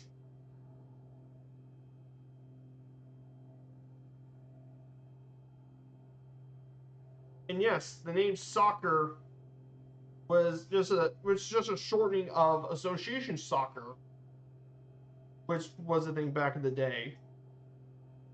It was also to help distinguish it from American football or gridiron football, so we had to actually do that kind of a thing. But yes, Hugh Freeze, Tommy Tuberville, Lane Kiffin, Houston Nutt. Yes, football. Yes, here at Ole Miss. Of course, Ole Miss doesn't really have much of a mascot anymore, and it's due to the fact that it's kind of long associated with the Confederacy, which was basically the opposite side of the U.S. Civil War. So, as a result, because of the Rebels name, it kind of gets stuck, and that causes plenty of its own controversies. Like, for example, the team can still be called the Rebels. However, they had to change a lot of things. They had to remove a lot of the Confederacy on the helmets.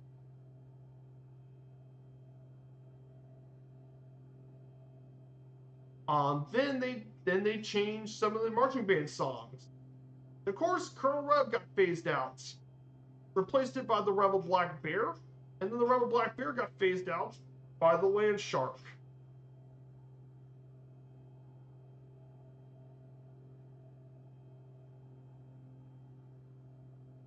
However, the name still kept the Rebels, but it's used in a more positive way. Still, it's kind of hard to get rid of the whole Confederate, if you know what I mean. Oh yes, rugby. Oh yeah, rugby's huge bet in New Zealand.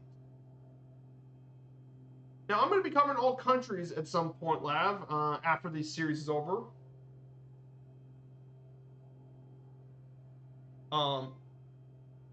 Yeah, the new state flag of Mississippi is fantastic.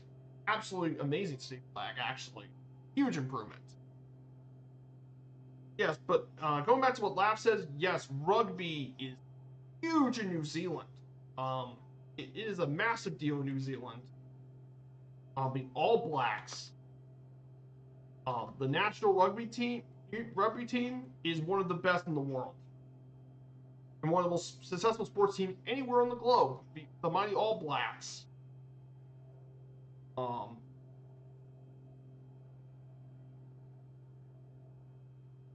um, Rugby's a huge deal.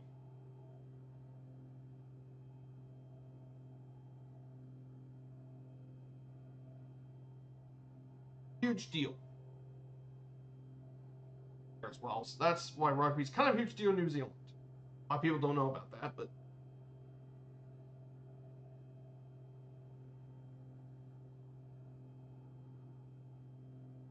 so Mississippi has several state facts. It's home to several notable people. Of course, you have the legendary sportscaster Red Barber. He's born out of Columbus, Missouri. Red Barber was the longtime broadcaster of the New York Yankees and Brooklyn Dodgers. He was a very famous broadcaster for both teams, and he was involved in several major moments, especially the 1947 World Series, and most notably, he was probably involved with that. Then you have Lance Bass, singer out of Laurel. Of course, the famous Jimmy Buffett, rest in peace, Jimmy Buffett, out of Pascagoula, Mississippi. Very wealthy guy. Jimmy Buffett ended up being very wealthy too. Very successful, both singer and businessman too. You have Medgar and Charles Evers, major civil rights movement leaders from Decatur, Mississippi. Of course, we have the legendary Brett Favre out of Clinton, Mississippi. Yes, the Falcons made a trade for him in Green Bay, and the rest is history. Favre has won multiple MVPs, and he's been one of the greatest players in Packers history. So nowadays he's looked down a bit more in Mississippi because he stole money from the state. The famous puppeteer from Greenville, Mississippi, Jim Henson. You guys know him from the Muppets.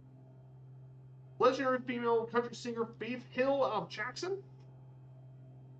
Of course, B.B. King, legendary guitarist from Enid Bena, Mississippi. Sweetness himself, Walter Payton from Columbia, Mississippi. The legendary Bears running back, Walter Payton. There's even a whole award for him called Walter Payton Man of the Year Award for his work in the community. Of course, you can't have people from Mississippi without Elvis. The legendary Elvis, like there's only once in a lifetime you ever get a guy like Elvis Presley. From Tupelo, we'll be actually heading there soon enough. Then you have Starkville's very own Jerry Rice, the greatest wide receiver in American football history, with over 20,000 yards and won 4 Super Bowls. He actually played at Mississippi Valley State. He played at Delta Valley State, HBU school. And finally, the iconic talk show host Oprah Winfrey from KHEZ-KHKS, Mississippi. Yes, that's all the famous people. Yes, Mississippi's got some very, very famous people here in the States. Like I said, some really interesting people from across the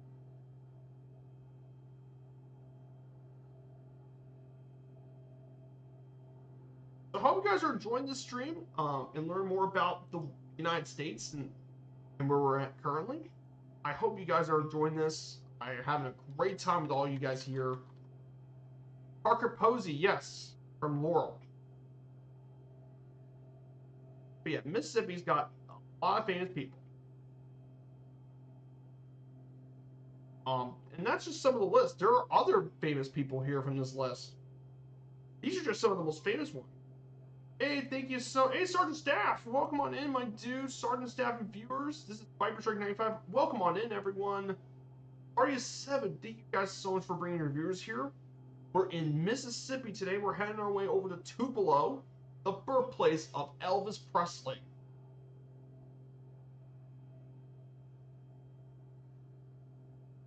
So we're heading to Tupelo, Mississippi. Population 37,000. It's the 7th most populous city in Mississippi, and it's a commercial, industrial, and cultural hub of the northern half of the state. It was incorporated in 1870, and it was the first city to receive power from the Tennessee Valley Authority, which is called the first TVA city. Much of it was devastated by the tornado in 1936 and fall electrification. It boomed as a regional manufacturing distributing center, mainly as a hub for American furniture. However, it's most well known for having a deep connection to Mississippi's music history. Most notably, it's Elvis Presley's birthplace. And in fact, you can even visit his birthplace. As part of the Mississippi Blue Trail, you can visit Elvis's birthplace in Tupelo. Um, and it's the only city in the southern United States to be named an All-American City 5 times for being an All-American City. How cool is that?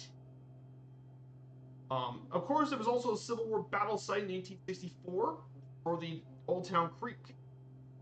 Yeah, really cool stuff. Hey, Sergeant Staff, I hope you had a great stream, my dude. Where'd you fly today? Where'd you decide to fly today, Sergeant Staff? Hope you flew to somewhere really fun and exciting today. I know the world's got tons of amazing places.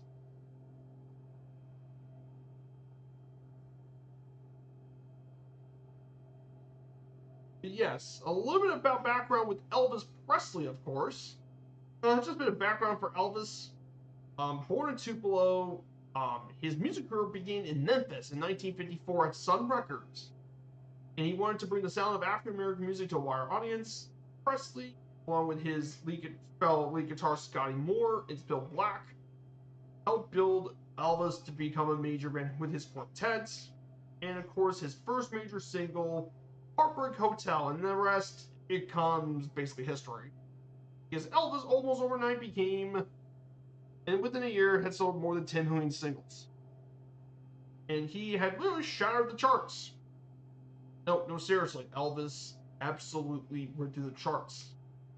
Especially helping becoming the lead figure of rock and roll. And as a result, when he promoted the sounds of a lot of African American music, he was a threat to more well-being of white American, led him to be considered to be a threat to white American youth by their parents. Because remember, segregation that was still happening. And he wasn't just a star musician, he was also an actor. Yes, he was even filmed in 1956, Love Me Tender. He actually served in the U.S. military. He was drafted into service. Then he produced a lot of his films, like Jailhouse Rock, Blue Hawaii, and Viva Las Vegas. Then he made a comeback special in '68. He also gave the first concert by a solo artist around the world, although via Hawaii. And then he died due to drug issue. Died in 1977 at Graceland, 42 years old. But he's still one of the great best-selling music artists in history, from 500 million to 1 billion records. The legendary Elvis Presley himself. Can't go wrong with. You're gonna take the route of the SS United States. Ah, cool, Sergeant Staff. Hilton Head heading to Mobile. So it went from Philadelphia, went all the way to Hilton Head, and then it's going to Mobile. I was born a few months, so I'm him reincarnated. But I don't think you'll ever be Elvis Presley. Elvis is one of a kind guy. Musician skills are one of a kind. You're not getting much like Elvis Presley. So Tupelo Regional is mainly used for EA, but it does have commercial service from the EAS. Many college teams visiting University of Mississippi actually fly into Tupelo before driving west to University of Mississippi. It does serve 2 destinations to Dallas, Fort Worth, and Nashville, Tennessee are its 2 main destinations. But its history started with the 50s in bringing Southern Airways for flights from Atlanta to Memphis. It went through a lot of Mississippi destinations. It was often used a lot for commercial services.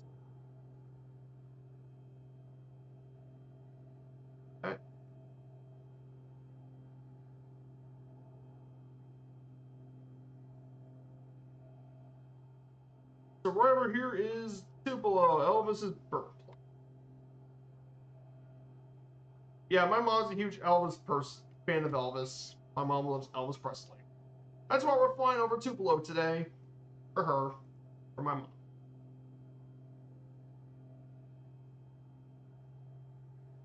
But I mean, Elvis is a larger life figure. Like, he is. He was also successful in other genres: pop, country, rock and roll, rockabilly, rhythm and blues, adult contemporary, and gospel. He could do it all. He could do all sorts of things.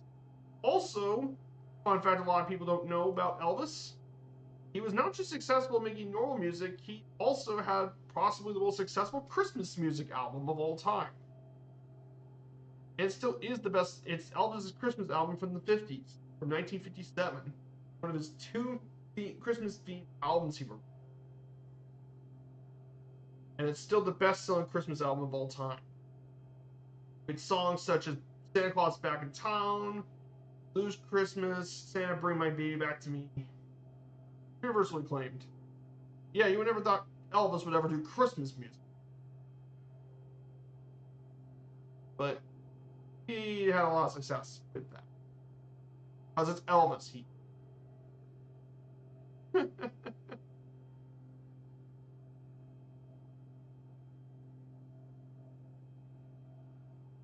No worries, Sergeant. Thank you so much for coming here with you and your viewers. Good to see us. Sleazy does again. Good to see you, my dude. We're going to go ahead and make our way in here at Tupelo Regional Airport to wrap up the stream here. We're going to land here at Tupelo. But guys, thank you all so much for coming here. We approach our final landing here in Mississippi. So the next state we'll be covering will be in the part 3 of our series. We'll be starting at the U.S. state of Illinois. So we'll be starting at St. Louis Regional, just outside of downtown St. Louis.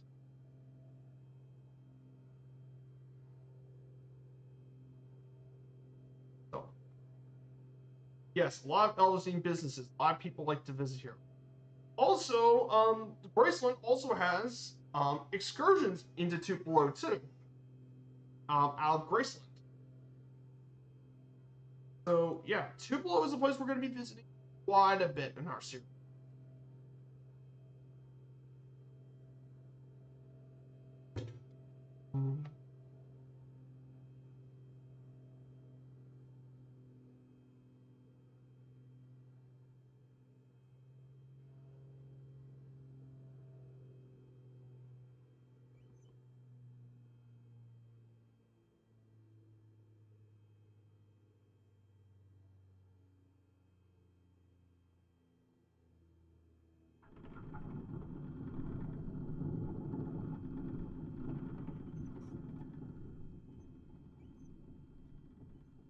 And we're down.